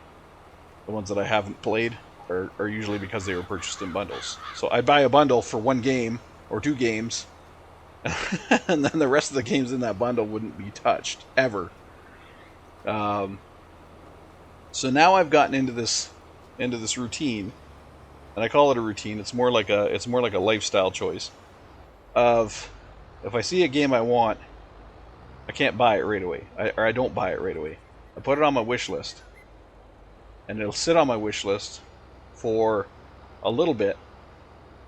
Now, this doesn't always happen because sometimes peer pressure kicks in, or sometimes my crew will be looking for a game and I'll see something for like $3 and just impulse buy. Which we found some gems doing that. We found some real gems doing that, where it's like, oh, this game costs $3. I'm just gonna buy it for everybody in our gaming crew. And we found some real gems doing that. I'm not gonna lie. But for the most part, I'll put something on my wish list, even if it's available now. Usually it won't be available yet, but if it's available now, I'll still put it on my wish list, and I'll sit it there, and it'll stay there for, I would say, a minimum of a month, usually longer than a month, and then I'll go back to my wish list every once in a while, and I'll go through it, and I'm like, do I really want this game? Does this game really seem to interest me? And if it doesn't, it comes off my list. If it does, it might stay on my list. I don't usually buy it until it goes on sale, but it'll usually stay on my list. It'll be like, okay, this one still kind of looks good. I'll go read reviews on it, because now it's been out for a little while. I'll read reviews on it, see what the reviews say. Too many negative reviews, or too many, games full of bugs, or story is horrible, or the game only's half hour long or an hour long or whatever. I can really learn from the reviews uh, whether or not I want the game. Now, it's not always accurate in the fact that I've also found some gems where the reviews were horrible, but I've still looked at the game itself and I'm going, huh, it kind of sounds like these people are just, bitching to bitch. Um, or it sounds like this is, it sounds like this guy's having a problem because his computer's the actual issue. Or it sounds like this guy's having frame rate issues because his video card is super old and it's in a laptop. So you have to take negative reviews with a grain of salt. And you can find some really good reviewers out there, not to toot my own horn, that will tell you honestly what's going on with the game, what you liked, what you didn't like, from a non-biased standpoint. Uh, Instead of going, "Oh, the developer sucks," I've talked to the developer and got nowhere, and da da da da. Well, maybe they're busy. Maybe they don't want to talk to you. Maybe you're talking to them like you're talking in this review, like a dick. You know, I wouldn't respond to you either if you talked to me like that. So you have to take reviews with a grain of salt. But that's what I do now. That's what I do now. I'll put it on my wish list. I'll put a game on my wish list. It'll sit on my wish list. And every once in a while, I'll go back and I'll look at it. I'll check the reviews. And then, if I have the money at the time, or if I'm at a point where I'm kind of looking for a new game, I'll go through my wish list and maybe choose one. And then, then it gets added to my collection, of course, and away we go. Baldur's Gate is on that list, by the way. But I'm not going to pay $70 something. I think it was $70 something or $80 something dollars. Last time I checked, I think. Let me go quickly check my wish list here. Clicky clicky. Where is Baldur's Gate on my wish list?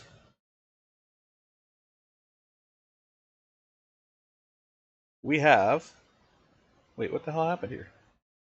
Oh, get out of here. All right. Let's go. Baldur's Gate. Sort by name.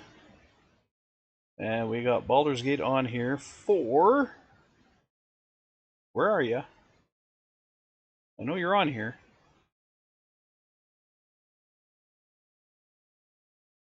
Oh, there you are. There you are. Baldur's Gate 4. Or sorry, Baldur's Gate 3. Oh my god. Right now is $63.99, and that's without any of the additional to it.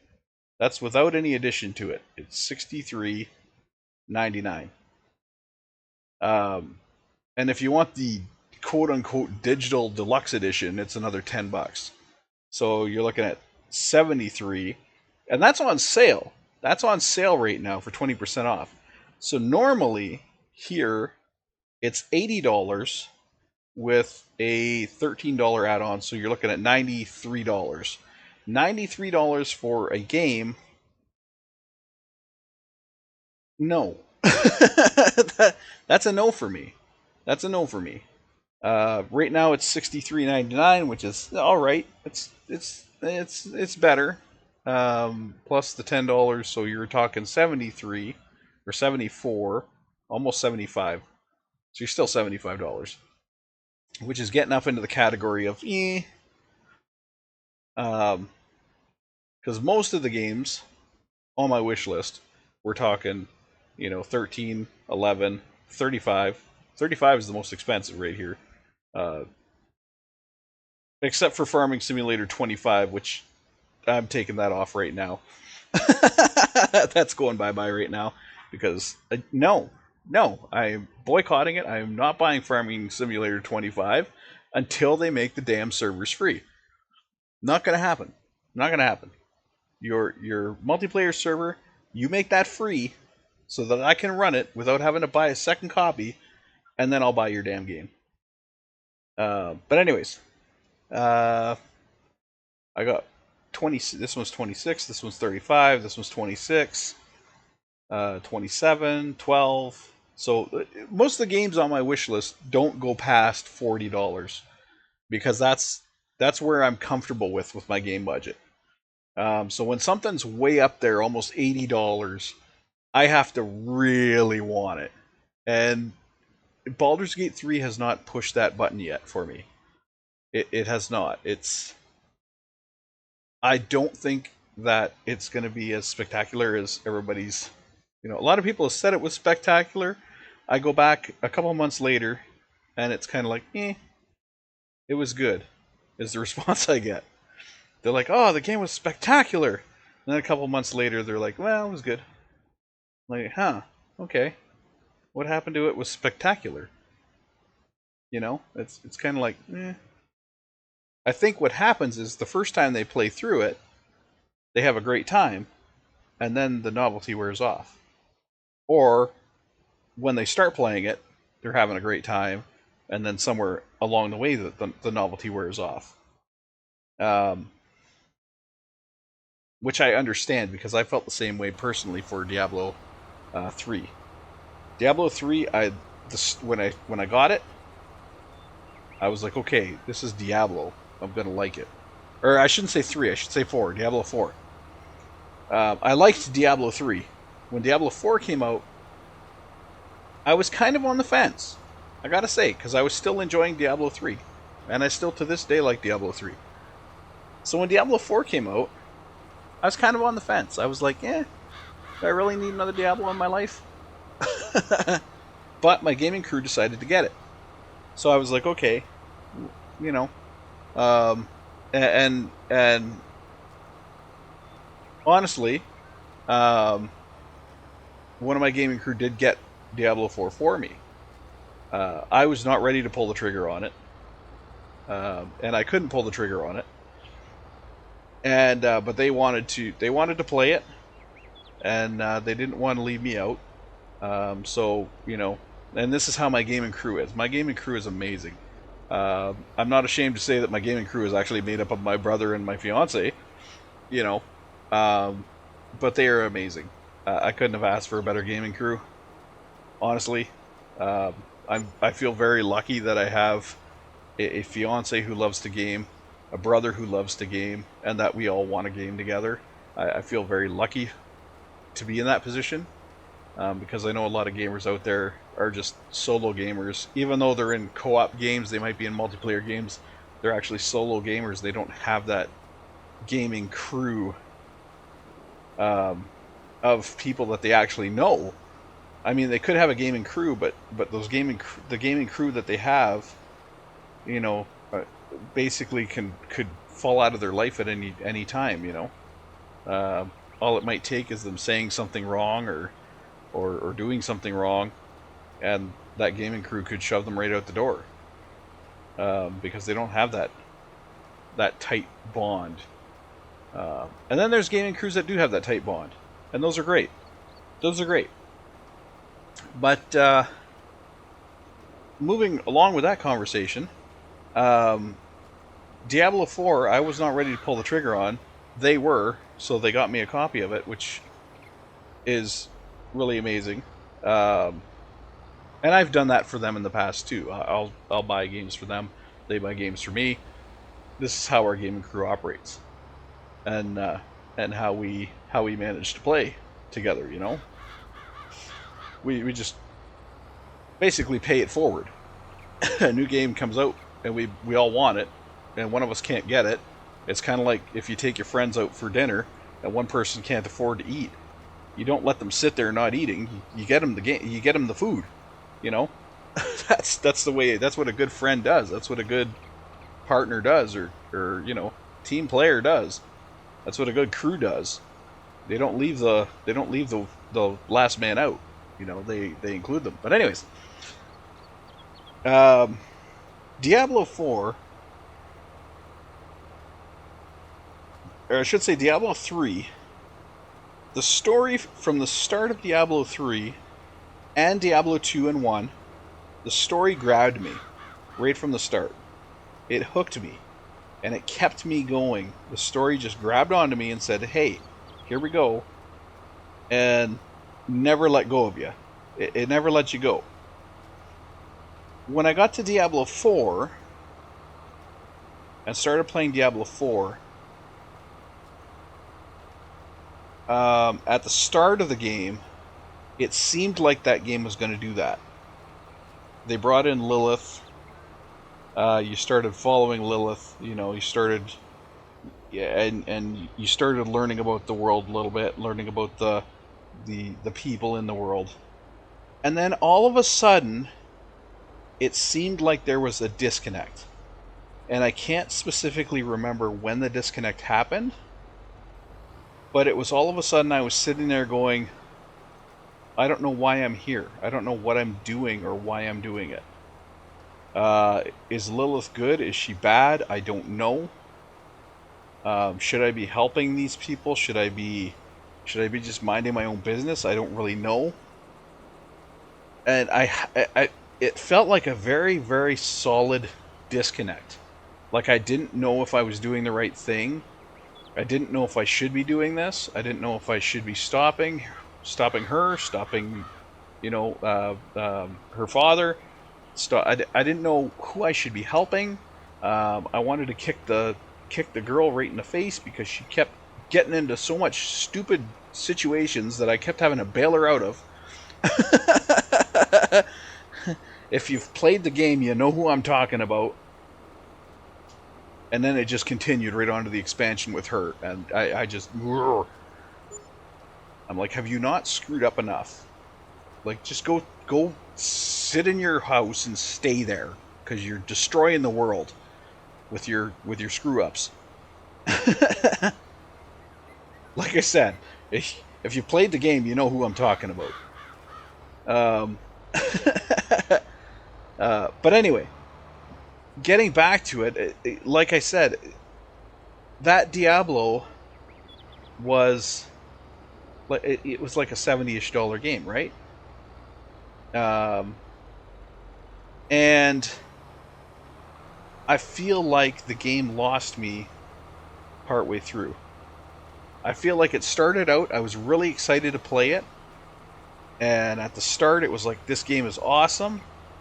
This game is great. The story is fantastic. The videos are beautiful. And everything's perfect, and I absolutely love Diablo 4. And then somewhere along the middle, when I started playing it, or while I was playing it, it kind of went to, yeah, it's okay. And I feel that's what I'm getting from the Baldur's Gate 3 community too, and that worries me for a game that's $80, $90. That worries me about that, making that, pulling the trigger and making that purchase. I've got some there's very positive reviews on Steam, and that's great, but most people write those reviews when they first play the game. They'll write them after a few hours instead of coming back and rewriting. I'll often go back, even months later and rewrite reviews that says, okay, now that I've played this game for a long time, here's my review update, because reviews can change, your opinions of games can change over time, and that's kind of what people, I think as a reviewer, you should go back and you should revisit your reviews. Because if you say a game's awesome, and you don't continue to think that that game's awesome, you are now misleading people. Or, if you said a game is crap, the developer fixed it, and now it's great, you need to go back and fix that review. You need to say, hey, I changed my mind. This game started out really rough, and now it's awesome. Which, a game right off the top of my head I can think of is No Man's Sky. When No Man's Sky launched, I had a disastrous review for it, as everybody did, because No Man's Sky was just an absolute clusterfuck when it launched. But over the years, they've come out with expansions that have been free. They've come out with DLC that's been free. They've come out with patches. They've changed ways of doing things. They've upgraded the system, introduced more multiplayer aspects. And today we have the No Man's Sky that we were promised, and they're still expanding it for free. And today, my review is much, much different for that game than it was when it first came out. Because I went back and edited it and updated it. Now my review says, get this game. It is a must-have in your collection if you love any kind of space exploration games. This is one to get. Great story, great atmosphere, great galaxy. The galaxy's great. The experience is great. The story is awesome. And it wasn't like that in the start. So there are games that change for the better. There are games that change for the worse as far as your opinion goes. And I think reviews need to reflect that. And what happens is, like I said, reviews usually only reflect the initial experience.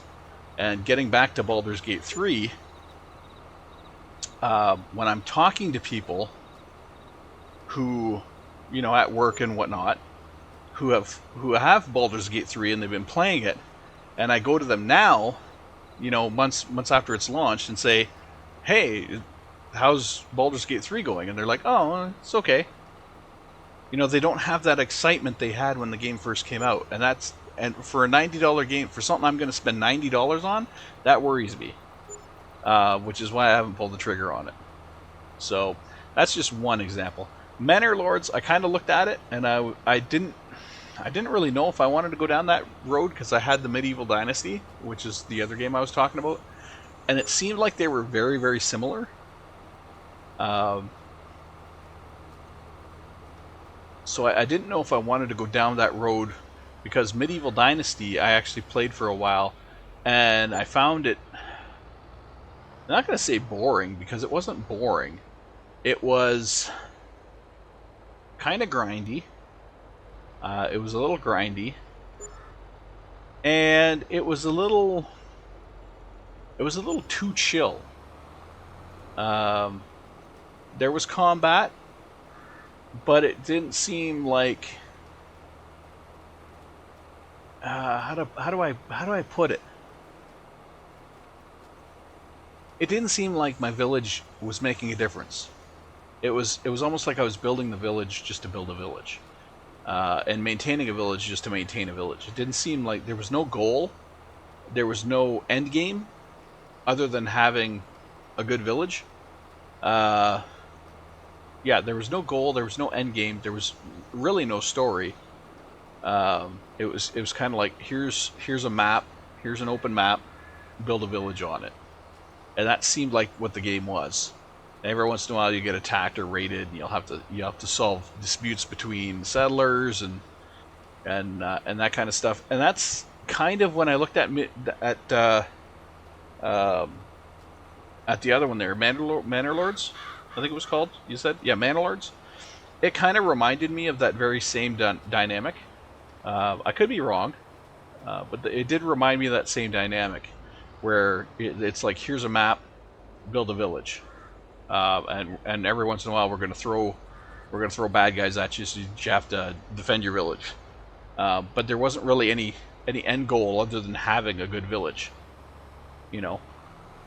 which is where we're kind of at with Farming Simulator, which is why I want to stay away from that kind of a game for now.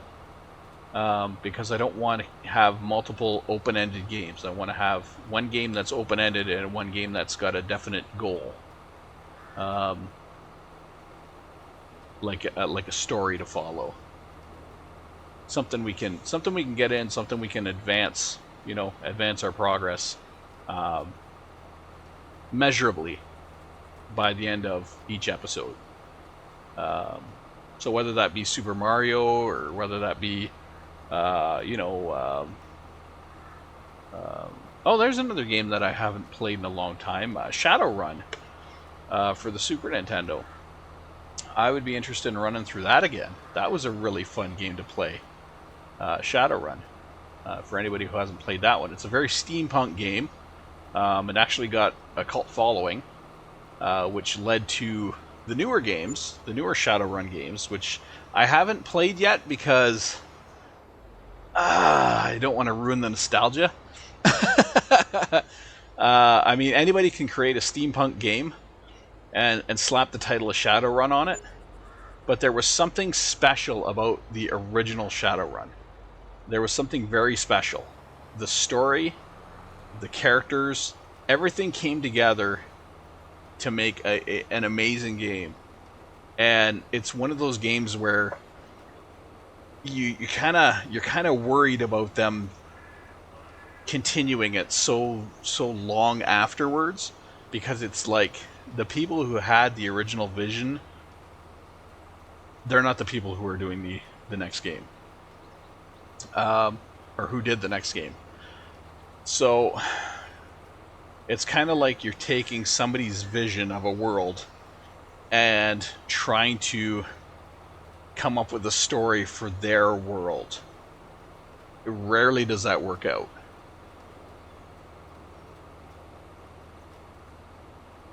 Rarely does that work out. It works out in some cases, but they are rare. They are rare. For example, if you were to go, you have Gene Roddenberry's Star Trek universe, and if you were to go read a lot of the novels that came out during that time, there are just places in those novels where you go, okay, this is not Gene's vision. This is not the Star Trek I know. Even though they came out all at the same time, it's like this is not the Picard I know, or this is not the Geordi LaForge I know, or this is not the Data I know from the TV show. This is not Brent Spiner's Data. This is somebody's idea of Data. So you get those disconnects, and that's why I've been really hesitant to get the new Shadowrun, because I love the old Shadowrun so much. And that's, like I said, that's a game I wouldn't mind playing through.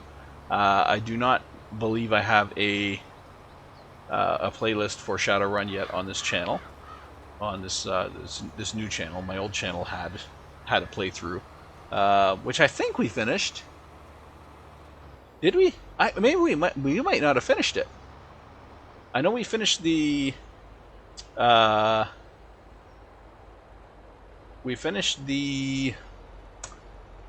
series on Realms of the Haunting. We did finish that one. That was a good series. But we did not finish. We didn't finish the series on Shadowrun. We got as far as Drake Tower, I believe. I don't think we actually went to. I don't think we actually went beyond Drake Tower.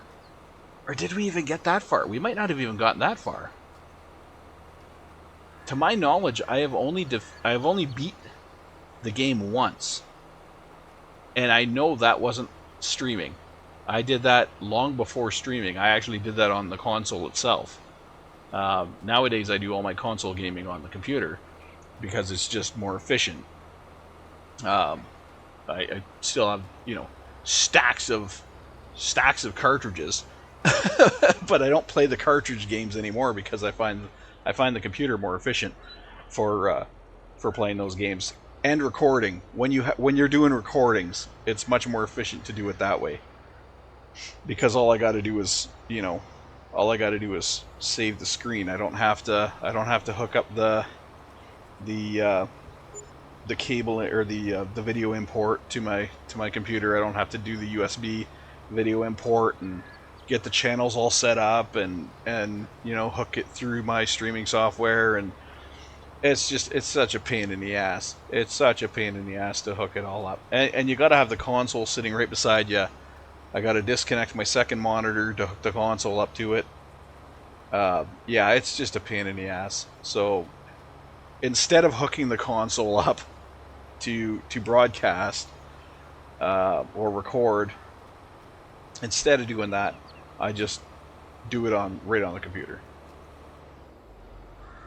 It's so much easier. All I got to do is plug in my controller to the computer and fire up the game, and I could just record the game screen right on the screen. I don't have to import it, video import it through a third-party dongle USB device that sometimes decides it's going to cut out and stop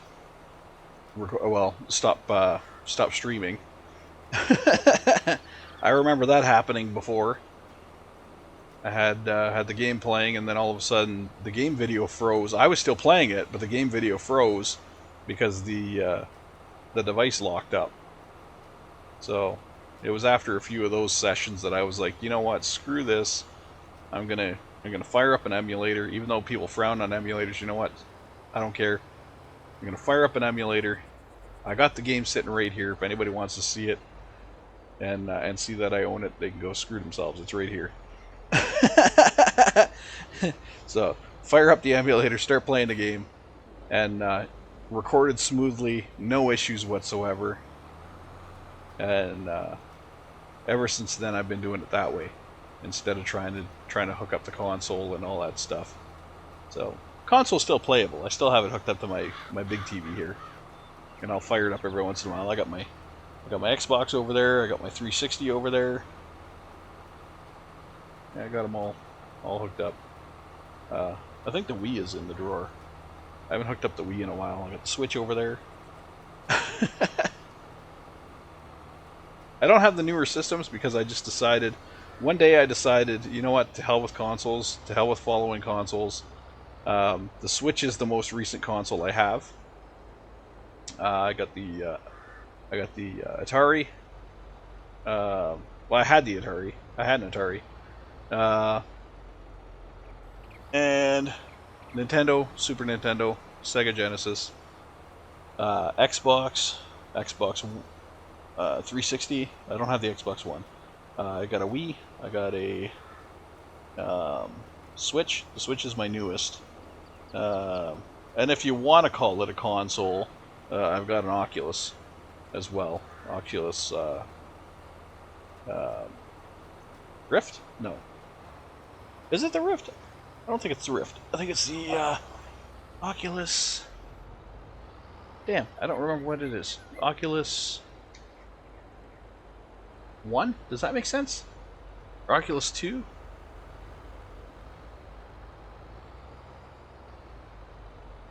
I think. My brain wants to go Oculus 360, but I know that's not right. And I don't think it's the Rift. Oh, Quest, Oculus Quest. I have a Quest 2, which is what I do my VR gaming from. Well, Meta Quest, I guess they call it Meta Quest 2. So that's what I do all my VR gaming from. And I gotta say, I really like the Quest series. I do. I don't know if I'd buy another Quest. Because I had a problem with warranty. I don't know if I'd buy another Quest because of the way Quest handles warranty. One of the controllers died out on me, and I am meticulous with my hardware. It does not get dropped. It does not get scratched. It doesn't get banged. It doesn't get set down where the cat can lay on it. When I am done playing, it goes back in its hard shell case. The case gets closed up, and it gets placed somewhere safe. My Quest has absolutely no marks on it whatsoever. And I noticed at one point that the controller was, it would cut out. It would randomly cut out. I'd be playing Beat Saber, swinging the lightsaber around, and I would go to swing, and the saber wouldn't swing. And then all of a sudden, it would come back. So I'd be missing scores, and that's how it was noticed. Really, was with Beat Saber, games like Beat Saber, you have to be really accurate with your swings, and I noticed it wasn't accurate, and it wasn't drift like they people will call it drift, where the controller's a little out from where it should be. This was complete dead. This was complete dead zone. So I would go to swing, and the blade wouldn't move at all, and then all of a sudden the blade would move, like it wouldn't catch up. It would just all of a sudden zip to where I was holding it, like a teleport to where I was holding it. So I knew that what was happening was it was cutting out. There was probably some kind of electronic thing inside, like maybe a broken wire or something, or a crack on the board or something that was causing it to when it flexed, or when the controller was moved at in a certain way, it would cause the electrical signal to break, and finally, it would cause the electrical signal to break, and I wouldn't get anything out of it. It wouldn't like the controller would go dead. So I wrote them telling them the problem, and I said, this is what I suspect is happening. I suspect the controller's going dead. Their first response was, did you change the batteries? Yes, I changed the batteries. And that's the way I said. I said, yes, I changed the batteries. I tried new batteries. Then their response was, can you find another set of batteries and try them? I just told you I switched the batteries. But you want me to try another set of batteries? Okay, we'll try another set of batteries. Hey, guess what? The other set of batteries, same problem. And then their next response was, examine it closely and see if there are any marks on the controller. See if there are any like scratches or dings or anything like that on the controller. No, there's no scratches, no dings, no nothing. I take meticulous care of my controllers. In fact, I have them in rubber cases just in case something happens. They're in a rubber, like a rubber, what do you call it? Like a rubber skin. Just in case something happens, they'll have that little bit of buffer, to keep them from banging. In case my hand hits something, like the corner of a desk or something. So then then the next response was, what was the next response? It had something to do with you can send it in, but I had to pay the shipping to send it in, and I had to send it before they would send me another one. So I couldn't have, I had to send it in to them, and they had to validate that I didn't damage it before they would send me another one. So I was like, okay, that seems pretty shitty. That you can't just send out. I'm not asking for the whole Oculus. I'm just asking for a damn controller because this one's not working. So I sent in my controller, which was brand new.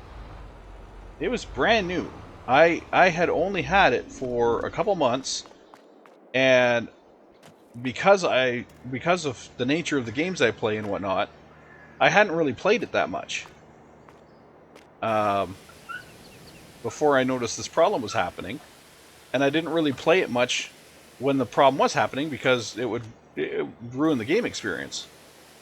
So I was like, okay, I haven't really had it that long, so I'm kind of surprised you're not going to send me just another, right-handed controller.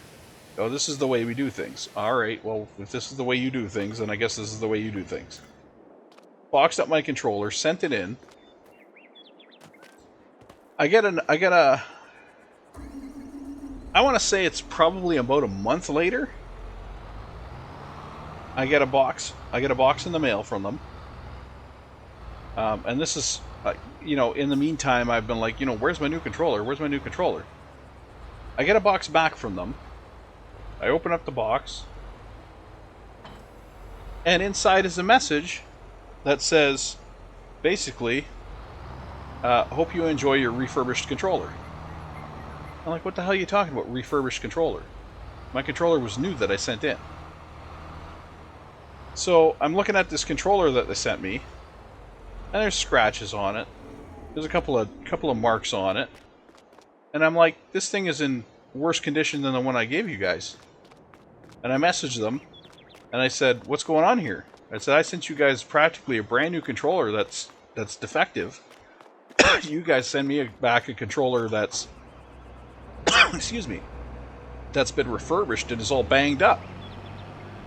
And their response to that was, well, if you read your policy, if you read our repair policy or return policy, repair policy, you'll see that all repairs are done with refurbished parts. with refurbished components. And I'm like, so basically, if you buy something brand new that you haven't even used, and you have a problem with it, and you need to return it, they're gonna send you a piece of crap that's been beaten up by somebody else, but it works because they fixed it. They don't. They're not going to fix your thing and send it back to you.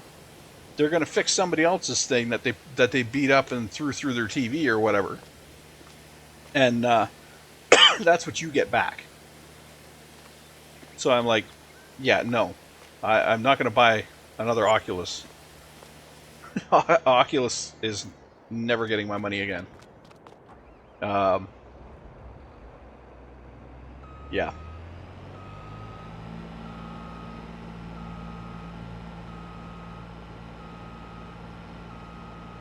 Besides, I honestly don't think they're the superior VR device anyways.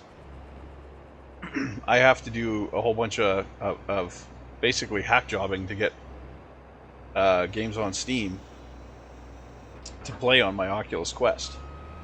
Oculus Rift, I believe, is a little easier, but I still don't believe it's as compatible as some of the other VR systems that are out there made specifically for computers.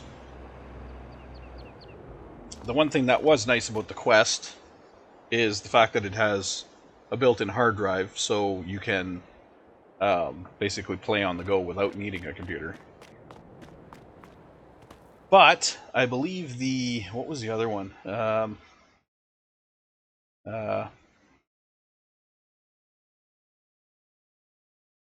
What was the other one?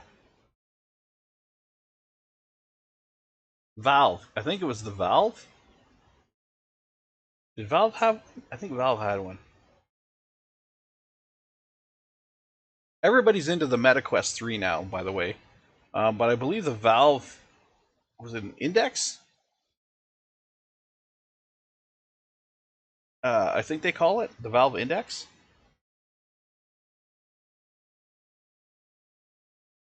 I'm pretty sure that's the one. If you're a serious PC gamer, I think that's the one you want to go to. I think you want the Valve Index, because Valve and Steam, I mean, they're the same company. Steam and Valve are together. So,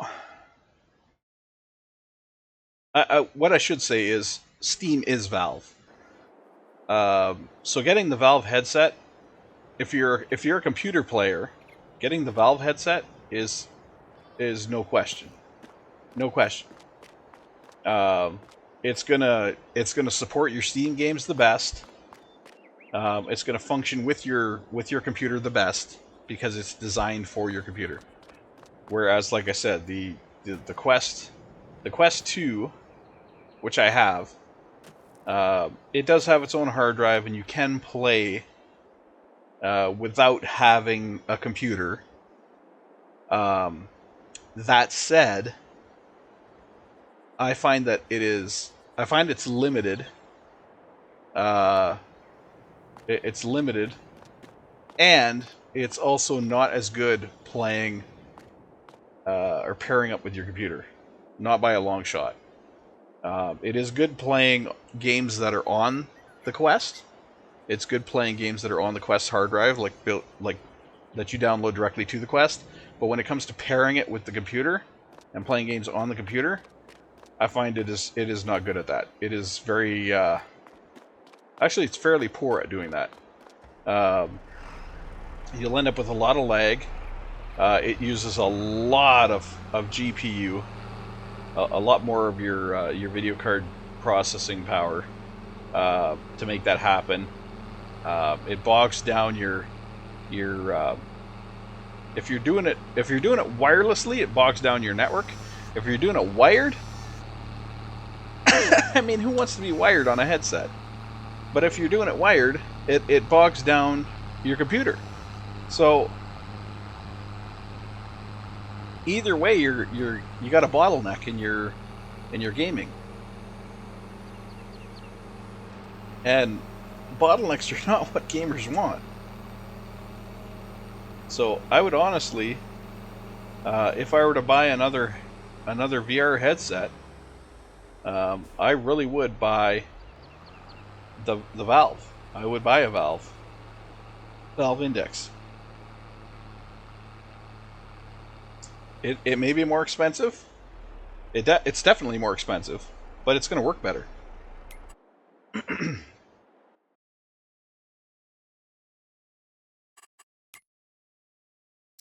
Field 9-2, let's load course. Red sprayer. And we're going to go to the first waypoint. Good to go. So yeah, I mean that's just my opinion of it. But having now owned an Oculus Quest and having to go through their return department and having to deal with the fact that I gave them a pristine controller and got back one that was beat up. No, I'm sorry, it's not worth it. It's not worth it.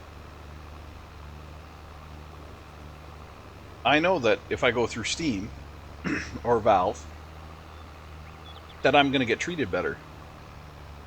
Their warranty is going to be better because that's how Steam has always been. Steam functions on basically customer opinion, and they focus more on customer opinion. I find anytime I've gone to Steam with a problem, they've explained it.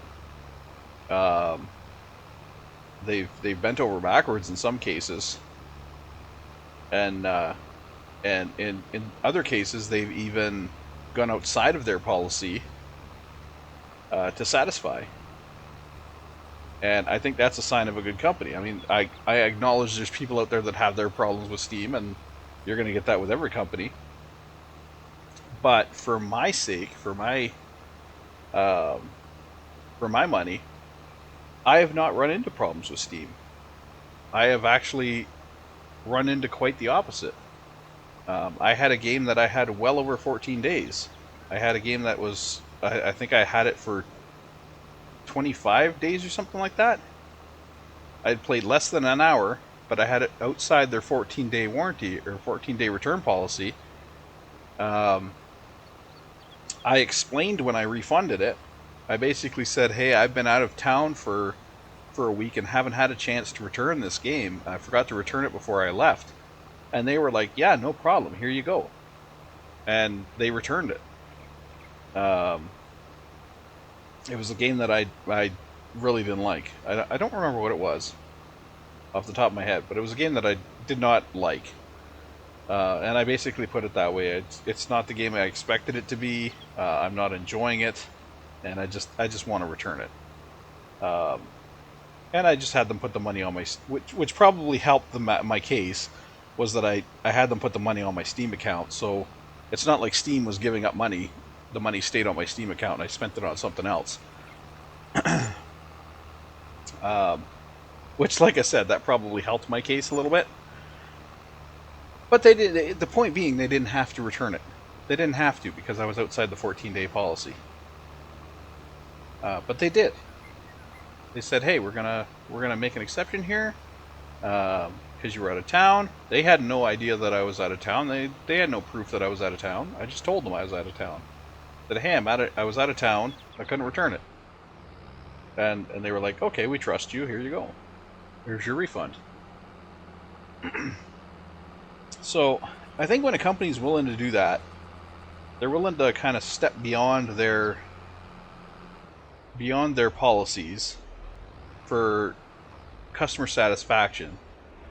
I think that says a lot about them, and that's a company that I would be comfortable buying hardware from and comfortable buying software from, and that's why I stick with it. That's why I buy stuff on Steam. You don't have to buy games on Steam. All the games on Steam are available elsewhere. But that's why I stick with Steam, because Steam has proven to me that they are They're there for their customers. With limitations. With limitations. I'll say that. You're never going to make everybody happy, and there's always going to be policies that some customers don't agree with. And there's always going to be situations that crop up that make people hate a company or whatever. So I know there's a lot of people out there who dislike Steam. I'm not here to change their minds.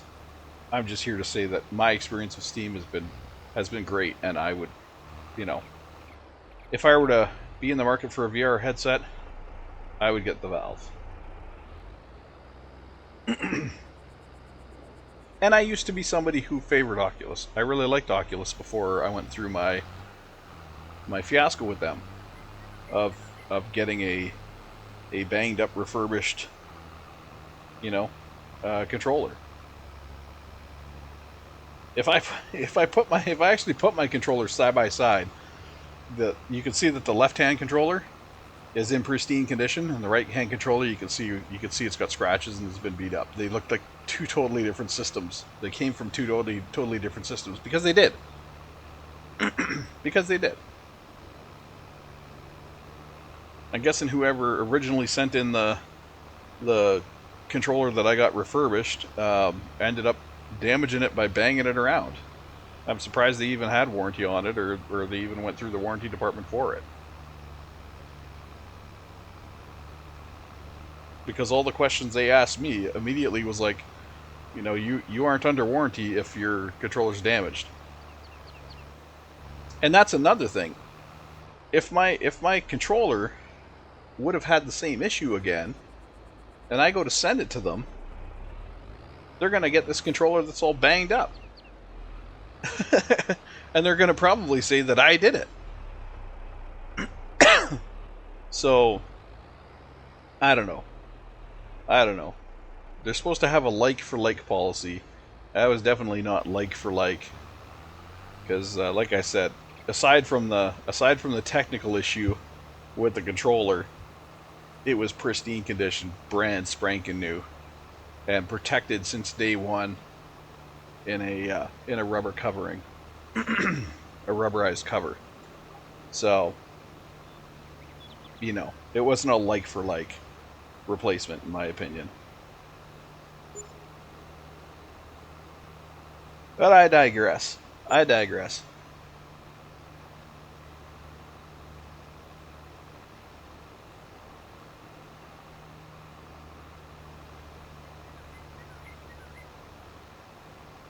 So anyway, back to games.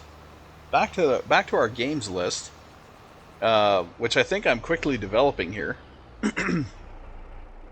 I think I might give you some options here,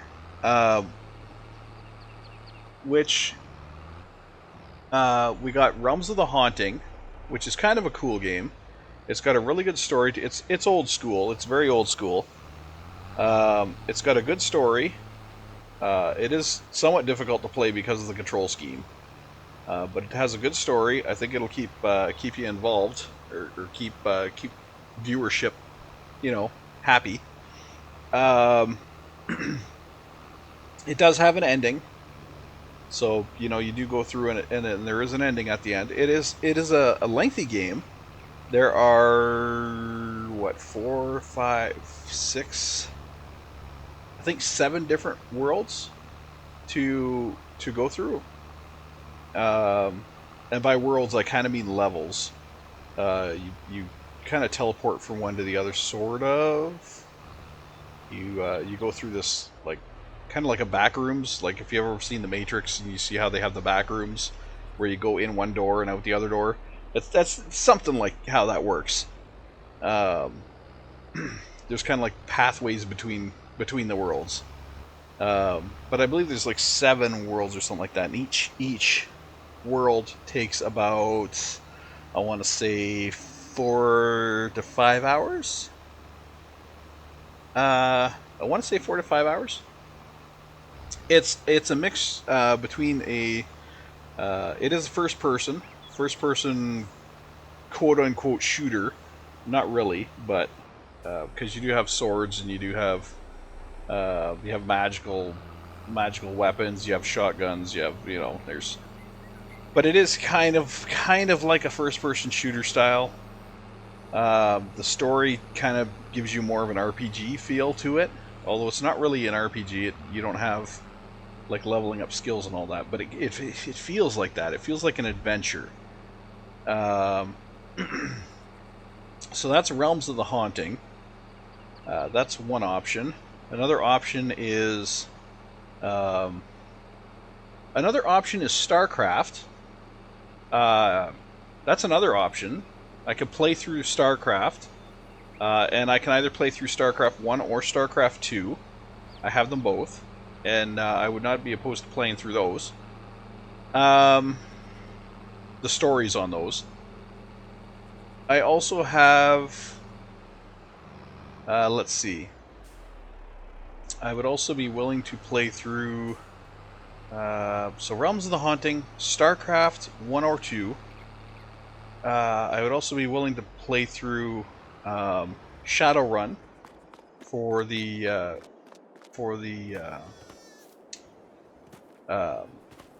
Super Nintendo. Come on, brain. Shadowrun for the Super Nintendo. That would be a good third one in the list. I guess fourth one in the list. So I have that. I don't necessarily want to do Diablo. I'm a little Diablo'd out right now because my crew has kind of played Diablo 4 to death. So I'm a little Diablo'd out right now. We'll shelf that. I do have Diablo, and I have Diablo, 1 through 4. So I do have those, but I'm going to shelf that for now because I really don't want to get into that right now. I'm a little Diablo'd out.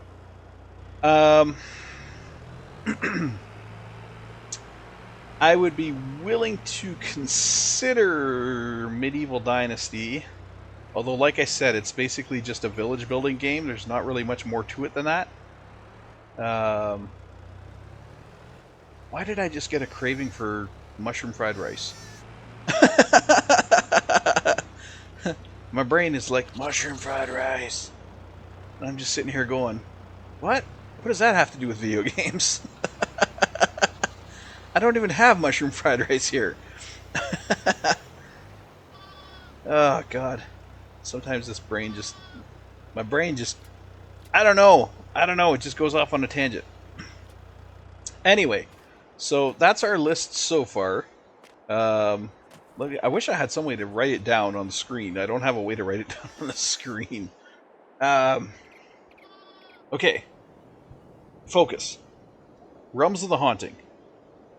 StarCraft 1 or 2. Story. Through the story. Come on, brain. Shadowrun.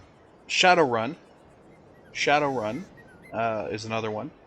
I mean, I guess I could play through Mario World.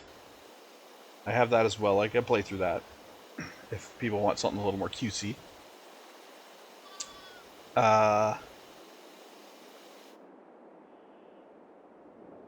Don't know if I would want to get into something like I don't know if I would want to get into something like No Man's Sky, because it's got a good story and you can follow the story through, but it also has a lot of building and a lot of maintaining your houses and a lot of crafting and all that stuff. But I mean, it might be okay. No Man's Sky might be another one on the list there. So we'll put that one on the list. We'll put No Man's Sky on the list. And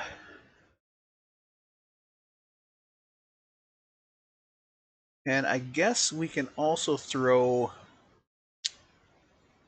I guess we could also throw. What else? There's another one that I listed. There's another one that I listed. I'm sure of it. Oh, Planet Crafter. We can throw that on the list, although that's another one that's very heavy in resource gathering. That's another one that's heavy into resource gathering. But I do kind of owe one of our viewers, Dave. I kind of owe him a walkthrough on that. or a playthrough on that, because he did get me that game. Yeah, so I think I'll leave it at those games. I'll leave the game list there. Oh, Life is Strange. That's the other one. So I'll leave the list at that. I gotta write these down. I gotta write these down. Let me take just a brief moment here. I'll bring up Notepad++ here and write these down. Okay, so our list includes. And can I wait? Can I? I don't think I can capture this. Hold on. Maybe I can. Maybe I can. Hold on. Let me see if I do this and I add a window capture. Okay. And we'll call it Notepad. Oh, it's already there. Okay. We'll bring her. I don't know, maybe there. Okay. This is my first time doing this, and this is messy doing it live, man. So give me a second. Okay, so we have the first game. Let's put down Shadowrun. Oh God, I gotta make that bigger. Hold on. Font. Let's bring her up to. There we go. Okay, now you can read it. We got Shadowrun. We got StarCraft 1 or 2. And that's going to be the story. That'll be the story. Okay. Super Mario World. Oh God, come on, brain. I just had it. Oh, Life is Strange. That was another one on the list there. I will. Okay, and Planet Crafter we'll put on there too. We'll put that on there. And we'll put on there also. I might regret this. We'll also put on there No Man's Sky. Okay, so there's the list of games. Oh shoot! And I forgot the other one. Oh, Craftastic. It was the first one I mentioned and the one that I've been boosting up the most here. Oh my God! I hate that my brain doesn't work half the time. Realms of the Haunting. Oh, that's going down on the second row. Okay, can I? Ah! Okay, so there's the list of games that I would be willing to do, in addition to our Farming Simulator series. So I'll leave them on the screen there, just for a little bit here while we continue to dink around. Let me just throw them over here. God, I hate doing this. It is so sloppy. Oh my God. All right, so there's the list. I'll leave it on the screen there, so you can ponder a little bit. As I huck the lettuce across the friggin' room. And then hopefully by next video, which I don't know when the next video is going to be. It might be tomorrow. It might be Saturday for all I know. I don't. Oh no, it's not going to be Saturday. It's going to be before that. Tonight I'm going to be gaming with my fiance fairly early, so there's going to be no videos tonight. Tomorrow, I don't think there's anything, so there's probably not going to be a video tomorrow. Thursday, I believe she has something Thursday, so I'll probably do a video Thursday. And then Friday, I don't know if she has anything Friday. So I basically do these videos when she's not available. So that's when these get done. Because otherwise, why wouldn't I want to be playing with my fiance? Seriously.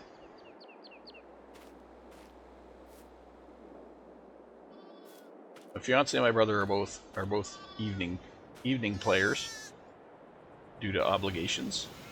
I am also normally an evening player due to obligations.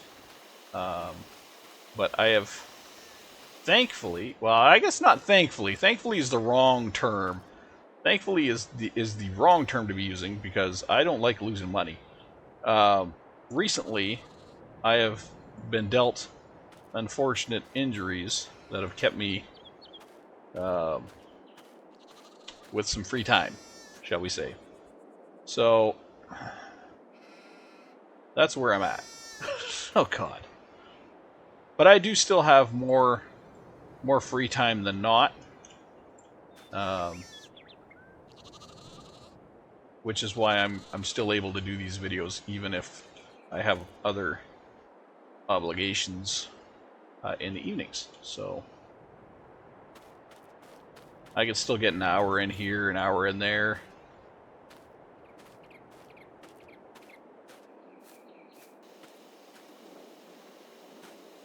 I'm gonna put these on top.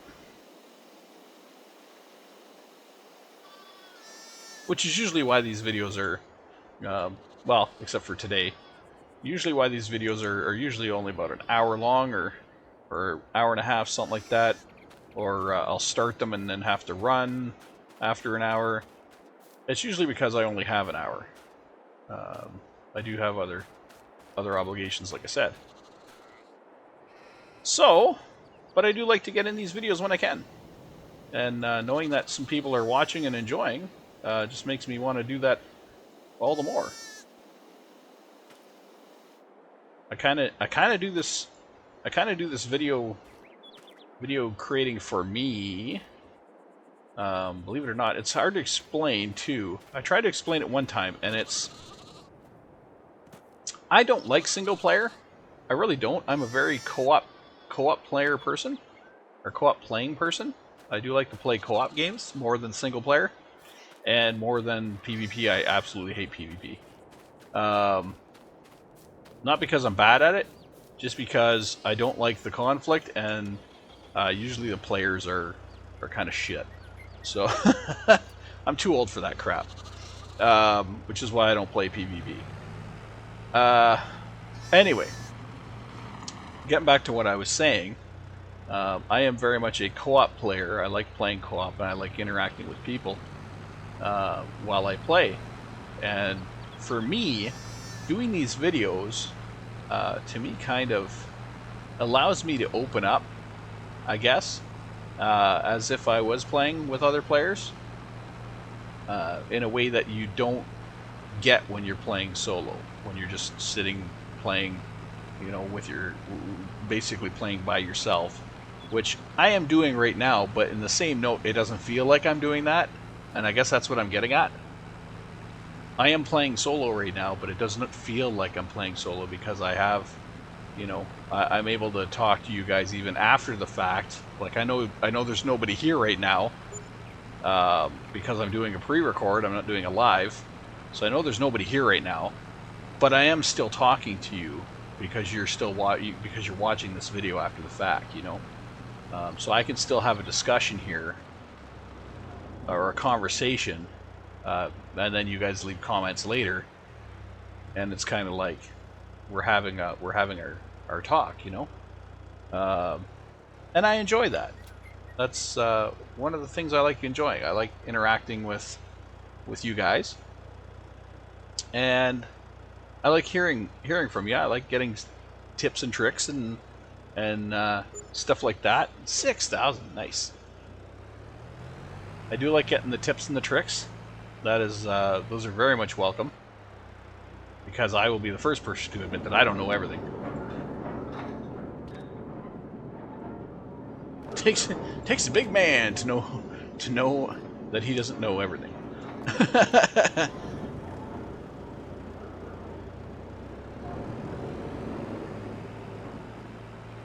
Alright, we'll drive these over here and sell them too. I am loving our bread production. And I'm actually a little surprised that it's still going. How much wheat we've got, I don't know. 4 grand. That almost, those 2 stacks of bread almost matched what we brought up from the greenhouses. Like, I think like 2,000 off. Another stack of bread and we would have been there. So 3 stacks of bread equals like 7 stacks out of the greenhouses. That's awesome. We are at 37,000. So I am going to cut down our... well, it's the end of the month. I'm going to wait until the end of the month passes. So I think that's when we get hit with our vehicle fees. Which I don't even understand why we have vehicle operating costs. I don't know where these vehicle operating costs come from. Because I'm not doing... If I'm doing a repair work on them, then I can see vehicle operating costs. Or if the repair's staying at the top, or the fuel tanks are staying full, or, you know, that kind of stuff, I could see having vehicle operating costs. But if my vehicles, which I have purchased outright, I'm not renting, if my vehicles are just sitting here, or even if I'm using them, and I'm not doing repairs to them, and that bar, that repair bar is going down, then I don't see where the hell I have to pay for vehicle maintenance. But there we go. There's our property costs, our production costs, our animal costs, everything's there. So we're getting a higher harvest income from our bees. Our bees have gone up. We're getting 52 now instead of, was it 49? 40 something? Now we're getting 52. How are you doing? 4,000. Holy shit! You guys are out of food. Shit. Pardon my French.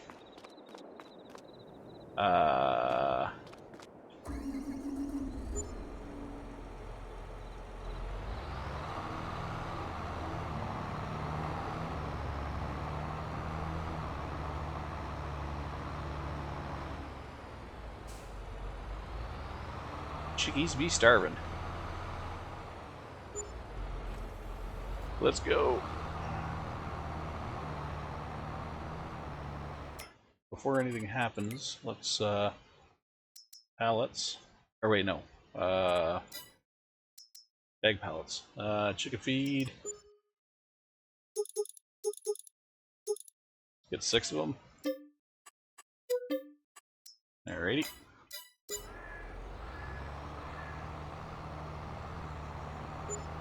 $9,000 in chicken feed. Man, remind me to save some wheat. Because that is what that's what chicken feed is. Anyway, so those are the games that are listed there. Those are the games that I am agreeing that, you know, I'd be up for playing, in addition to Farming Simulator. So I'm going to take that off the screen now.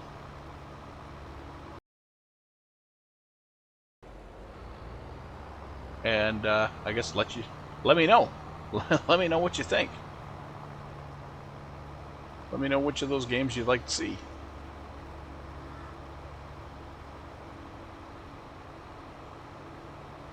Those are both games that I have and games that I am interested in playing again.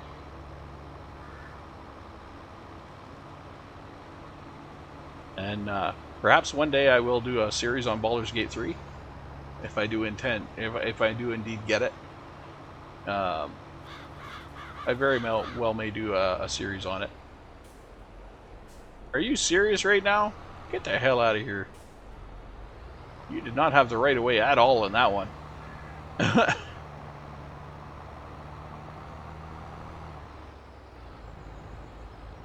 Boom, boom.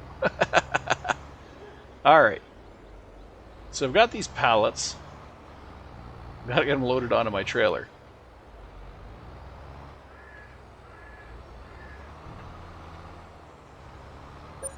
I'm pretty sure they're not just gonna go willingly. So, let's take a look and see what we got. I would prefer something that... forklifts. I would prefer something that I can just leave here. That's a good price. $5 grand for just a pallet mover. Would that work? I wonder if that would work. I can change the color. With a work light.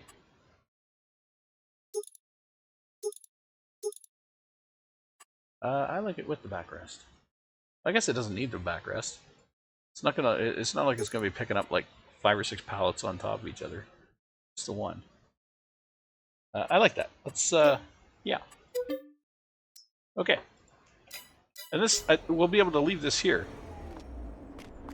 We'll be able to leave this here and use it to load up our. Yeah, look at this thing. Woo. All right. Oh, it steers backwards. Okay. Or no, it doesn't. It steers backwards when you go backwards. Duh.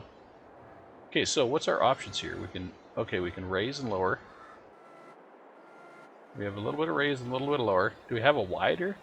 We don't have a wider. Okay, so the forks are, that's the width of the forks, and that's as wide as the forks go. But we do have the ability to raise. Oh, we got both of them. We got two. Two for the price of one. Okay. Now, can I drive up this ramp? Probably not forward. No. I'm going to drive up this ramp backwards. Please say yes. No.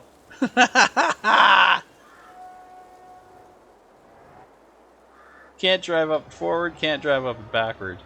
Son of a gun. Wait, it's not even grabbed on right. What? It's going right through the floor. How about this side? Is this side better?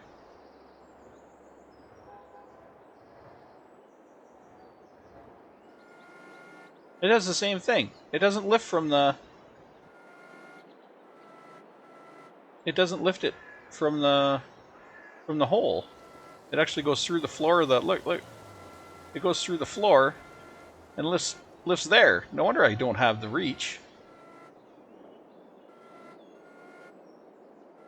I get less than... I get like an inch instead of getting like 5 or 6 inches. Well, that's horrible. Well, that's not going to be any good. Whoops. Let's sell that crap back.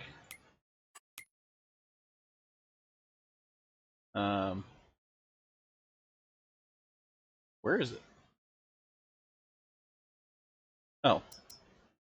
Sell that garbage. Oh, I already lost 1,000 on it. Stupid. Alright.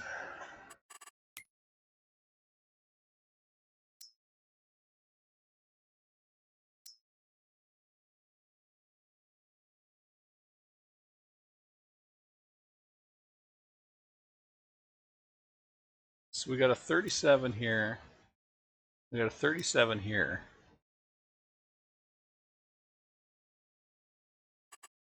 So those are 37s. What do we got in here? I thought as much. I thought we'd have a cheaper skid steer. But what do we have for this? Do we have a pallet lifter for that? We do. Skid steer's cheaper.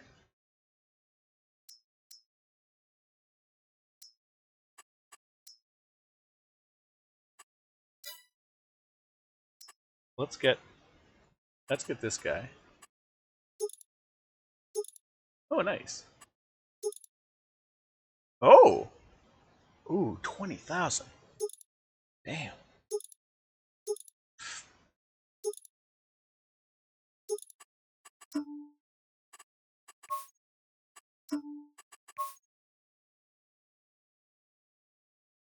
Okay, we got our little bobcat. I'm up for buying a bobcat. We can actually use that for a lot of things. And it doesn't have to stay here. We'll get the fork to go with it.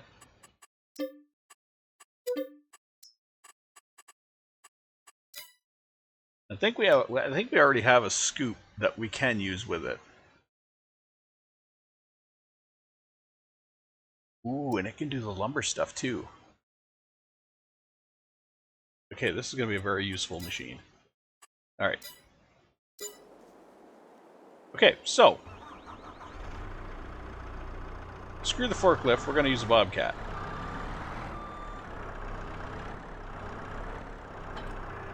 They shouldn't have any trouble moving these guys on there.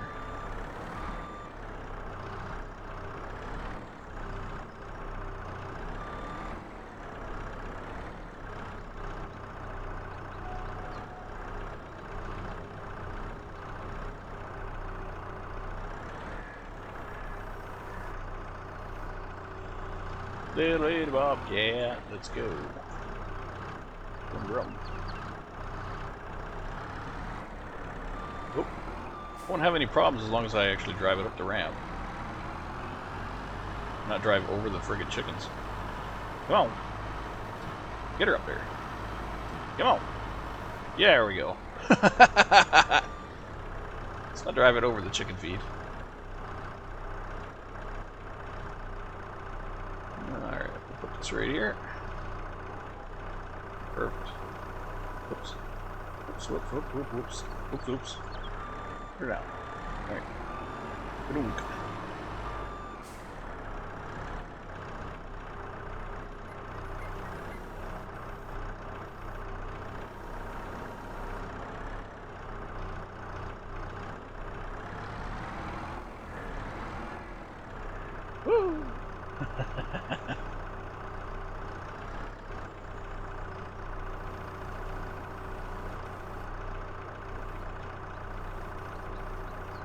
She's a little skittish.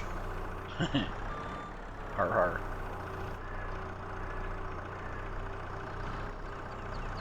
What are you doing here?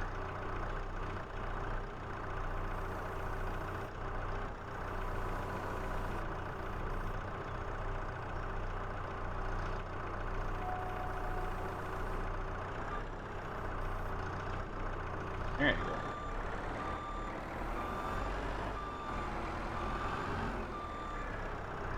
These guys are going on this way. Okay.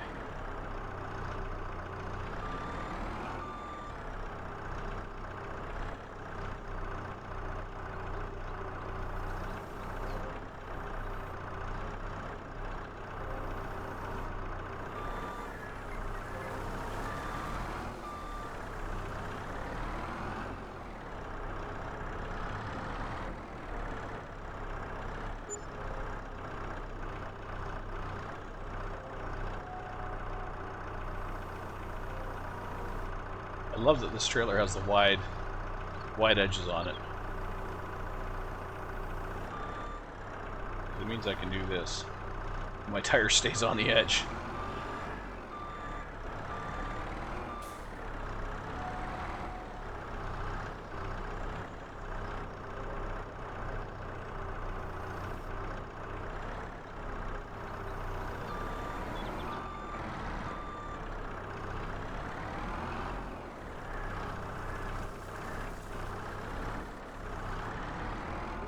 Oh, missed.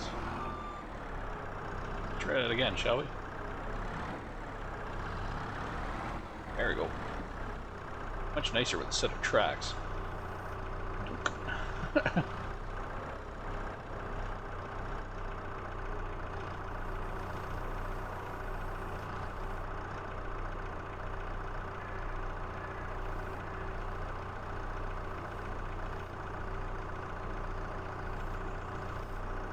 Come on, let go.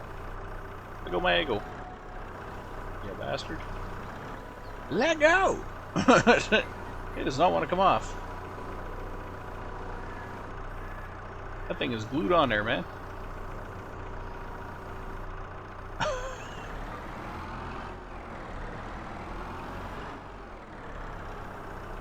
What the heck is going on right now? I'm gonna drag this son of a bitch off. There we go. I did not understand why that was not coming off.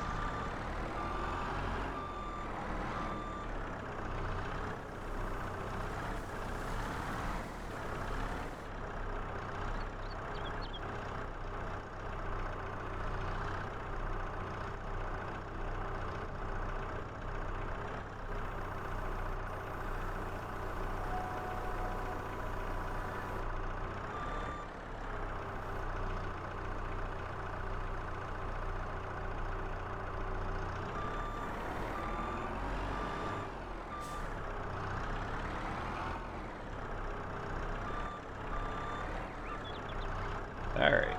2 more to go. Their chickens aren't dying.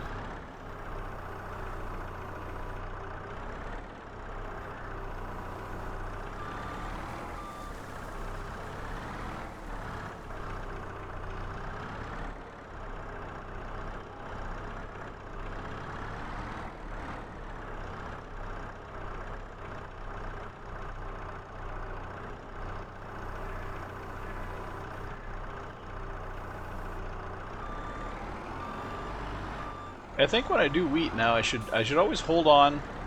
I should either hold on to a couple thousand, or I should put in a couple thousand.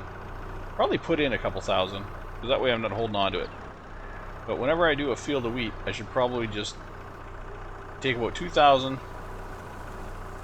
liters, dump it into the chicken shack, so this doesn't happen again. Because there's no reason I should have had to pay for chicken feed. I had wheat until I got rid of it. I also could have, I guess I could have harvested somebody's wheat field and held on to the surplus if I would have thought of doing that and timed it properly. All right.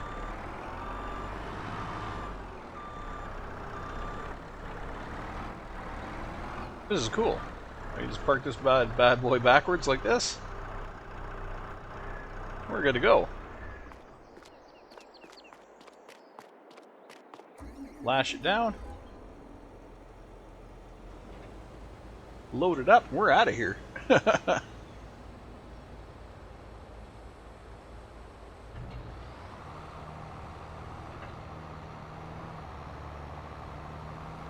I love this deck. This deck is awesome.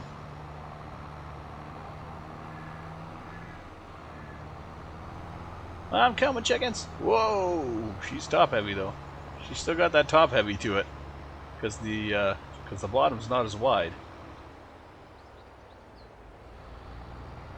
Bottom is fairly narrow, so she does have that top heavy wanna roll aspect to her. Gotta keep the speed down around the corners.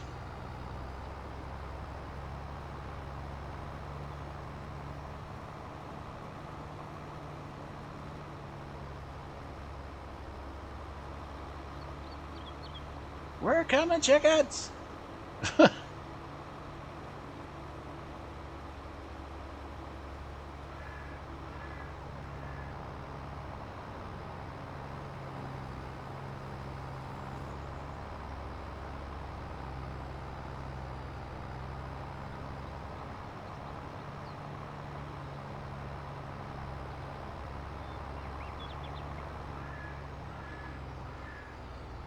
Let's see if we can just pull it in and it'll dump out of the trailer.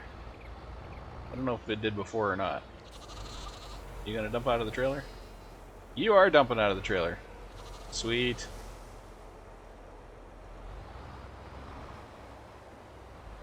Got 2 of them. I had 2 of them dumped. Oh, I did. Yep, they're gone. Alright, let's see if we can get 3 and 4. Oh, they dumped. Okay. Perfect. Gotta try to swing the trailer around now and get the other 2. There, you just back her in and they'll dump through the trailer too.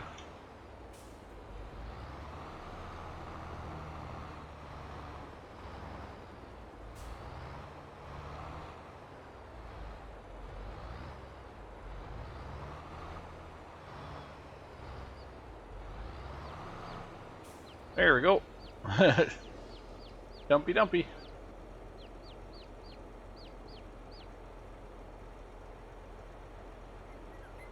All right.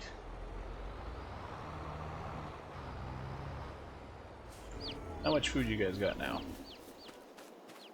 6,000. Perfect. That should keep you good for a while. Are you starving now? Are you hungry? Health 0, health 0, health 0. Oh, God. Poor guys. Sorry!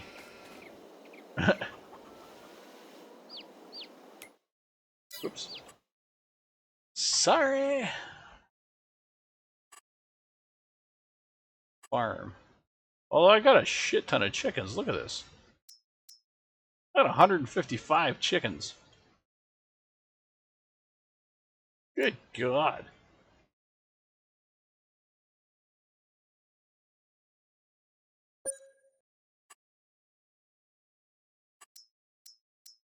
Seriously, if I sell this chicken, I make nothing? Probably because its health is 0. Oh, because its health... Oh, 10%, 10%, 10%. 10%, 10%. They're all 10% health. That's probably why. I just sell them and make nothing. Alright.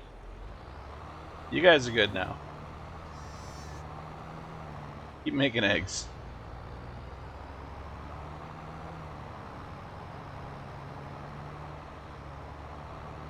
I'm just going to leave my skid steer on here until I actually need it.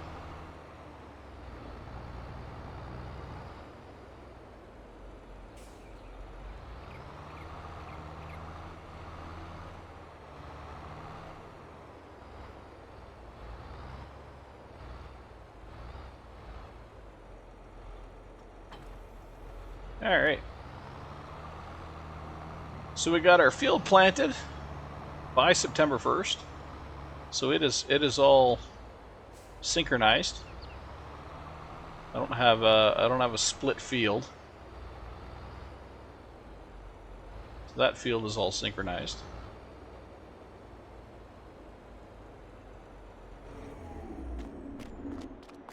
Let's take a look here. Yeah, 9-2, completely planted, completely fertilized, good to go. Its growth is synchronized.